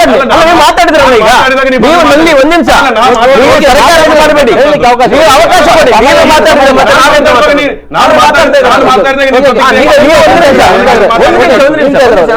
ಆಯ್ತು, ಅವ್ರದ್ದಾಯ್ತು, ಓಕೆ. ನಾನು ತ್ರಿಪುರಾದಲ್ಲಿ ಇವರು 25 ವರ್ಷ ಸರ್ಕಾರ ಮಾಡಿದ್ರು, ಮಾನಿಕ್ ಶಾ ಮುಖ್ಯಮಂತ್ರಿ ಮುಖಾಂತರ. ನೋಡಿ, ಮೊನ್ನೆ ಅಲ್ಲಿಯ ಜನ ನೇರವಾಗಿ ಬಹುಮತದಲ್ಲಿ ಬಿಜೆಪಿಗೆ ಕೊಟ್ರ ಆ ಸರ್ಕಾರವನ್ನ. ಯಾಕೆ ಅಂತ ಕೇಳಿದ್ರೆ ಇವರ ಸಾಧನೆಗಳೇನು ಈ ದೇಶಕ್ಕೇನು ಒಳಿತಾಗ್ಲಿಲ್ಲ, ಶೂನ್ಯವೇ ಸರ್ಕಾರ. ಇವರು 30-35 ವರ್ಷ ವೆಸ್ಟ್ ಬಂಗಾಳದಲ್ಲಿ ಸರ್ಕಾರ ಮಾಡಿದ್ರು. ಏನ್ ಮಾಡಿದ್ರು? ನೇರವಾಗಿ ಮಮತಾ ಬ್ಯಾನರ್ಜಿಗೆ ಜನ ಸರ್ಕಾರ ಕೊಟ್ಟರು. ಅಂದ್ರೆ ಬದಲಾವಣೆಗಳನ್ನ ಮಾಡಿರುವಂತದ್ರಲ್ಲಿ ಕಮ್ಯುನಿಸ್ಟರ ಪಾತ್ರಗಳು ಏನಿಲ್ಲ, ಅದು ಬಿಡಿ, ಅದು ನಾವು ಬೇರೆ ಮಾತಾಡುವ. ಆದ್ರೆ ಈ ನಮ್ಮ ಜಿಲ್ಲೆಯ ವಿಚಾರ ಮಾತಾಡಿದಾಗ ನಾನು ಹೇಳುವಂಥದ್ದು, ಅದು ಬಿಜೆಪಿ ಇರ್ಬೋದು, ಕಾಂಗ್ರೆಸ್ ಇರ್ಬೋದು, ಜನತಾದಳ ಇರ್ಬೋದು, ಅದು ಏನು ಮಾಡಿದೆ ಅಂತ ಹೇಳುವಂಥದ್ದನ್ನ ಚರ್ಚೆ ಮಾಡಬೇಕಾದ್ರೆ ನನ್ನ ಒಂದೇ ಒಂದು ಉದಾಹರಣೆ. ಮಂಗಳೂರು ಮಹಾನಗರ ಪಾಲಿಕೆಗೆ ಯಡಿಯೂರಪ್ಪ ಸರ್ಕಾರ 250 ಕೋಟಿ ರೂಪಾಯಿಯನ್ನು ಬಿಡುಗಡೆ ಮಾಡಿದ ಕಾರಣಕ್ಕೋಸ್ಕರ ಇವತ್ತು ಇಡೀ ಮಂಗಳೂರಲ್ಲೇ ಕಾಂಕ್ರೀಟೈಸ್ ರಸ್ತೆ ಆಗಿದೆ. ಅಂದ್ರೆ ರಸ್ತೆಯಲ್ಲಿ ಅದಕ್ಕೆ ಲಾಭ ಏನು ಅಂತ ಕೇಳಿದ್ರೆ, ಅದಕ್ಕಿಂತ ಮುಂಚೆ ಟಾರ್ ರೋಡಿಗೆ ಓನ್ಲಿ ಫಾರ್ ಮೇಂಟೆನೆನ್ಸ್ ನಮ್ಮ ಸಿಟಿ ಕಾರ್ಪೊರೇಷನ್ 40% ಫಂಡ್ ಅದು ವೇಸ್ಟ್ ಆಗ್ತಾ ಇತ್ತು ಎವ್ರಿ ಇಯರ್. ಅದು ಕಾಮಗಾರಿ ಆಗ್ತದಾ ಇಲ್ವಾ ಗೊತ್ತಿಲ್ಲ, ಅಂತೂ 40% ಹಣ ಅದು ಸಿಟಿ ಕಾರ್ಪೊರೇಷನ್ ಇಂದ ಹೋಗ್ತಾ ಇತ್ತು. ಆ ಹಣ ಇವತ್ತು ಪೂರ್ತಿಯಾಗಿ ಉಳಿಕೆ ಆಗಿದೆ. ಅದರಲ್ಲಿ ಬೇರೆ ಇನ್ಫ್ರಾಸ್ಟ್ರಕ್ಚರ್ ಲೈಕ್ ಡ್ರೈನೇಜ್ ಇರ್ಬೋದು ಅಥವಾ ನೀರಿನ ವ್ಯವಸ್ಥೆ ಇರ್ಬೋದು, ಅದನ್ನ ಮಾಡುವಂತ ಒಂದು ವ್ಯವಸ್ಥೆ ಇವತ್ತು ಮಂಗಳೂರು ಮಹಾನಗರ ಪಾಲಿಕೆಯಲ್ಲಿ ಆಗಿರುವಂತಹದ್ದು ಬಿಜೆಪಿ ಸರ್ಕಾರದಲ್ಲಿ 250 ಕೋಟಿಯನ್ನು ನೇರ ಕೊಟ್ಟಿರುವಂತಹದ್ದು. ಅಂತಹ ಒಂದು ಏನಾದ್ರೂ ಯೋಜನೆ ಇವತ್ತು ಕಾಂಗ್ರೆಸ್ ಸರ್ಕಾರ ಮಂಗಳೂರಿಗೆ ತಂದಿದ, ಅದು ನನಗೆ ಬೇಕಾಗಿರುವಂಥದ್ದು. ಅಂದ್ರೆ ಶಾಸಕರ ನಿಧಿಯನ್ನು ಹೇಳಬೇಡಿ, ಶಾಸಕರ ನಿಧಿ ಅದು ಒಂದು ಸರ್ಕಾರದಲ್ಲಿ ಶಾಸಕರಿಗೆ ಎಷ್ಟು ನಿಧಿ ಅಂತ ಇದ್ದೇ ಇರ್ತದೆ, ಅದು ಯಾರು ಬಂದರೂ ಇರ್ತದೆ. ಅದಲ್ಲ, ನಾನು ವಿಶೇಷವಾಗಿರುವಂತಹ ಸೌಲಭ್ಯವನ್ನ ಇವತ್ತು ಈ ಜಿಲ್ಲೆಗೆ ಯಾರು ಏನನ್ನ ತಂದಿದ್ದಾರೆ ಅಷ್ಟೇ. ಈಗ ಯಡಿಯೂರಪ್ಪ ಅವರು 250 ಕೋಟಿ ಕೊಟ್ಟಿದ್ದಾರೆ, ಇನ್ನೊಬ್ಬರು ಇಲ್ಲಿ ಒಟ್ಟಿಗೆ ಕಳೆದ 15 ವರ್ಷಗಳಿಂದ ಕಾಂಕ್ರೀಟ್ ರಸ್ತೆ ಮೇಲೆ 1,500 ಕೋಟಿ ಹೆಚ್ಚು ವಿನಿಯೋಗ ಆಗಿದೆ. ಅದು ಯಾರಿಂದ ತಂದದ್ದು ಇನ್ನೊಂದು ಮತ್ತೆ ಚರ್ಚೆ ಬೇಡ. ಅದು ದುಡ್ಡು ಬರ್ತಾ ಸರ್ಕಾರ ಯಾರೇ ಇರಲಿ ಕೊಡಬೇಕು, ಮಾಡ್ತದೆ.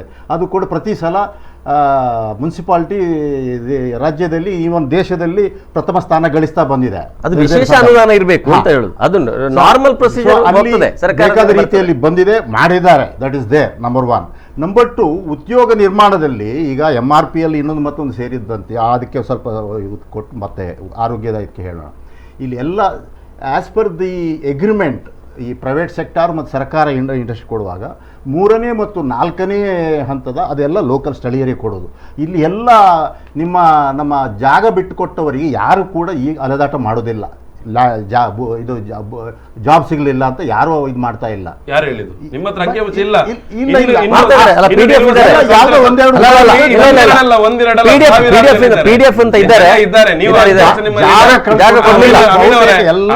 ಇನ್ನೂ ಕೂಡ SEZ ಅಲ್ಲಿ ಇನ್ನೂ ನ್ಯಾಯ ಕೊಡ್ಲಿಕ್ಕೆ ಆಗಿಲ್ಲ ಅವರಿಗೆ. 3,000 ರೂಪಾಯಿ ಭತ್ಯೆಯನ್ನು ಕೊಡ್ತಾ ಇದ್ದಾರೆ, ಇನ್ನು ಉದ್ಯೋಗ ಕೊಡದೆ. ಇತ್ತೀಚೆಗೆ ಭತ್ತೆ ಪಡಿತಾ ಇದ್ದಾರೆ ಅವರು. MRPL ಇದರಲ್ಲಿ ಜಾಗ ಕಳ್ಕೊಂಡವ್ರ ಎಲ್ರಿಗೂ ಉದ್ಯೋಗ ಸಿಕ್ಕಿದೆ. ಇನ್ನು ಈಗ ಹೊಸದಾಗಿ ಮಾಡಿದ್ದು, ಈಗ ಉದ್ಯೋಗ ಇನ್ನೂ ಕಾರ್ಖಾನೆಗಳು ಅಥವಾ ಇಂಡಸ್ಟ್ರಿಗಳು ಬರ್ತಾ ಇದೆ, ಅಲ್ಲಿ ಆಗಬಹುದು ಮುಂದಕ್ಕೆ. ಅದೇ ಆಮೇಲೆ ಅವರು officer grade number 1 and 2 because of the efficiency level ಇಡೋದು, ಅದು ಎಲ್ಲ ಕಡೆ ಇಲ್ಲಿ ಅಂತ ಅಲ್ಲ. ಅವರ ಆಯ್ಕೆ ಅದು ಒಂದೆರಡು ಹುದ್ದೆ ಅಲ್ಲ, ಈಗ ಸಾವಿರಾರು ಹುದ್ದೆಗಳು ಇರ್ತದೆ. ಅಲ್ಲಿ ನಿಮ್ಮದೆಲ್ಲವೂ ಕೂಡ ಕಾಂಟ್ರಾಕ್ಟ್ ಬೇಸ್ ಅಲ್ಲಿ ನಡೀತಾ ಇದೆ. ಅದು ಉದ್ಯೋಗ ಭದ್ರತೆ ಆಧಾರದಲ್ಲಿ ಕಾಯಂ ಅವನಿಗೆ ಉದ್ಯೋಗ ಒಟ್ಟಾರೆ ಅವರು ಹೇಳಿದ್ರು. ನಮ್ಮ ದಕ್ಷಿಣ ಕನ್ನಡ ಜಿಲ್ಲೆಯ ಮಂಗಳೂರು ನಗರದಲ್ಲಿ ಖಂಡಿತವಾಗಿ 100 ಕೋಟಿ ರೂಪಾಯಿ ಅವರ ಕಾಲದಲ್ಲಿ ಆರಂಭ ಆಗಿದೆ. ಅದನ್ನ 200 ಕೋಟಿ ಮಾಡ್ಬೇಕು. ಆದ್ರೆ ಅದು ಕೇವಲ ಕಾಂಕ್ರೀಟ್ ರಸ್ತೆಗೆ ಯೂಸ್ ಆಗಬಾರ್ದು, ಶಾಲೆ ಕಟ್ಲಿಕ್ಕೆ ಯೂಸ್ ಮಾಡಿ, ಅದನ್ನ ಆಸ್ಪತ್ರೆ ಕಟ್ಲಿಕ್ಕೆ ಯೂಸ್ ಮಾಡಿ. ಅಲ್ಲ, ಅದಕ್ಕೆ ನಾನು ಕಾಂಗ್ರೆಸ್ ಸರ್ಕಾರ ಯೂಸ್ ಮಾಡ್ಬೋದಲ್ಲ, ಖಾಲಿ ರಸ್ತೆಗೆ ಕಾಂಗ್ರೆಸ್ ಸಿಮೆಂಟ್ ಹಾಕಿ ಅದನ್ನ. ಅದು ವಿಶೇಷ ಯೋಜನೆ. ಅಂದ್ರೆ ನಾನು ಕೇಳುವಂತ ಕಾಂಗ್ರೆಸ್ ಈಗ ಹೆಲ್ತ್ ವಿಚಾರ ಬಂತು, ಮೆಡಿಕಲ್ ಕಾಲೇಜ್ ವಿಚಾರ ಬಂತು. ಮೆಡಿಕಲ್ ಕಾಲೇಜ್ ಯಾವ ಜಿಲ್ಲೆಯಲ್ಲೆಲ್ಲ ಇಲ್ಲ, ಅಲ್ಲಿ ಕಳೆದ 8-10 ವರ್ಷಗಳಲ್ಲಿ ಕಾಂಗ್ರೆಸ್ ಸರ್ಕಾರದ ಮಂಡ್ಯದಲ್ಲಿ, ಶಿವಮೊಗ್ಗದಲ್ಲಿ, ಈಗ ಅವರು ಮಂಗಳೂರಿಗೆ ಹೇಳುವಂತದ್ದು, ಶಿವಮೊಗ್ಗ ಬಿಡಿ, ಮಂಗಳೂರಿಗೆ ಬರಲಿಲ್ಲ. ಕಾಂಗ್ರೆಸ್ ಸರ್ಕಾರ ಇವ್ರು ಹೇಳ್ತಾ ಇದ್ರು ಎಲ್ಲ ಕಡೆ ಬರ್ತಾ ಇದೆ. ಮಂಗಳೂರಿಗೆ 86 ಕೋಟಿ ರೂಪಾಯಿ ಜೈಲು ಮಾಡ್ಲಿಕ್ಕೆ ಕೊಡ್ತಾ ಇದ್ದಾರೆ ಅವರು. 10 ಕೋಟಿ ಆಸ್ಪತ್ರೆ ಮಾಡ್ಲಿಕ್ಕೆ ಕೊಡ್ಲಿ ಅವರು. ಅಪರೂಪಕ್ಕೆ ಅವರಿಗೂ ಬೇಕಾಗುತ್ತೆ. ಯಾಕೆ ಬೇಡ? ಜೈಲು ಬೇಡ ನಮ್ಗೆ. ಒಂದು ಶಾಲೆ ತೆರೆದ್ರೆ 100 ಜೈಲುಗಳು ಮುಚ್ತಾ ಅಂತ ಶಾಲೆಯ ವಿಚಾರದಲ್ಲಿ ಮಾತಾಡ್ಲಿಕ್ಕೆ ಏನಾಗುತ್ತೆ? Let me complete. ಕೆಲವು ಪ್ರಶ್ನೆಗಳನ್ನು ಈಗ ರೋಹನ್ ಅವರೇ, ಇಲ್ಲಿ ಏನಾಗಿದೆ, ಇಲ್ಲಿ ಆಲ್ರೆಡಿ 5-6 ಪ್ರೈವೇಟ್ ಇರಬಹುದು, ಮೆಡಿಕಲ್ ಕಾಲೇಜ್ ಇದ್ದ ಕಾರಣ ಇಲ್ಲದಲ್ಲಿ ಮೊದಲು ಕೊಡೋಣ ಅಂತ ಮಾಡ್ತಾ ಬಂದ್ರು ಅಷ್ಟೇ, ಬೇರೆ ಇಲ್ಲ, ಕೊಡಬಾರ್ದು ಅಂತಲ್ಲ. ಇಲ್ಲಿ ನೀವೇ ಹೇಳಿದ್ರೆ 6-7 ಮೆಡಿಕಲ್ ಕಾಲೇಜ್ ಪ್ರೈವೇಟ್ ನಲ್ಲಿ ಇದೆ ಅಂತ. ಬಡವರಿಗಿಲ್ಲ, ಬಡವರಿಗೆ ಕೂಡ ಮೆರಿಟ್ ಸೀಟ್ ಎಲ್ಲಾ ಕಡೆ ಗವರ್ಮೆಂಟ್ ಕಾಲೇಜಿನ ಆಲ್ರೆಡಿ 11 ಮೆಡಿಕಲ್ ಕಾಲೇಜ್ ಗವರ್ಮೆಂಟ್ ಇದ್ದಿದ್ದೀಗ ಸ್ಟೇಟ್ ಅಲ್ಲಿ. ಟೋಟಲ್ ಈಗ 11 ಮೆಡಿಕಲ್ ಕಾರವಾರದಲ್ಲಿ ಆಯ್ತು. ನೋಡಿ ಮೆಡಿಕಲ್ ಕಾಲೇಜ್, ನಾನೊಂದು ವಿಚಾರ ಹೇಳ್ತೇನೆ. ಒಂದು ವಿಚಾರ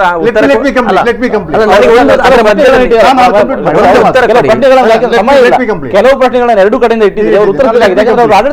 ಸೊ ಅದು ಆದ್ರೆ ಇನ್ನೊಂದು ಕಡೆ ಸರ್ಕಾರಿ ಆಸ್ಪತ್ರೆಗಳ ಉನ್ನತೀಕರಣಕ್ಕೆ ಅದು 1 ವರ್ಷ ಅವರು ಆರೋಗ್ಯ ಸಚಿವರು ರಮೇಶ್ ಕುಮಾರ್ ಫೈಟ್ ಮಾಡಿದ್ರು, ಯಾರು ಕಾಪರೇಟ್ ಮಾಡಲಿಲ್ಲ. ಬಿಲ್ ಮಸೂದೆ ಈಗ ಅಲ್ಲಿಯ ಸ್ಟ್ಯಾಂಡರ್ಡ್ ಆಫ್ ಟ್ರೀಟ್ಮೆಂಟು ಮತ್ತು ಈ ಪ್ರೈವೇಟ್ ಏನು ಆಸ್ಪತ್ರೆಗಳೆಲ್ಲ ಕಾಂಪಿಟೇಷನ್ ಅಲ್ಲಿ ಏನೆಲ್ಲ ಮಾಡ್ತಾ ಇದೆ ಅದ್ರಲ್ಲಿ ನಿಮ್ಮ ಮಿನಿಸ್ಟ್ರಿಗಳೇ ಕೊಡ್ಲಿಲ್ಲ ಅದು.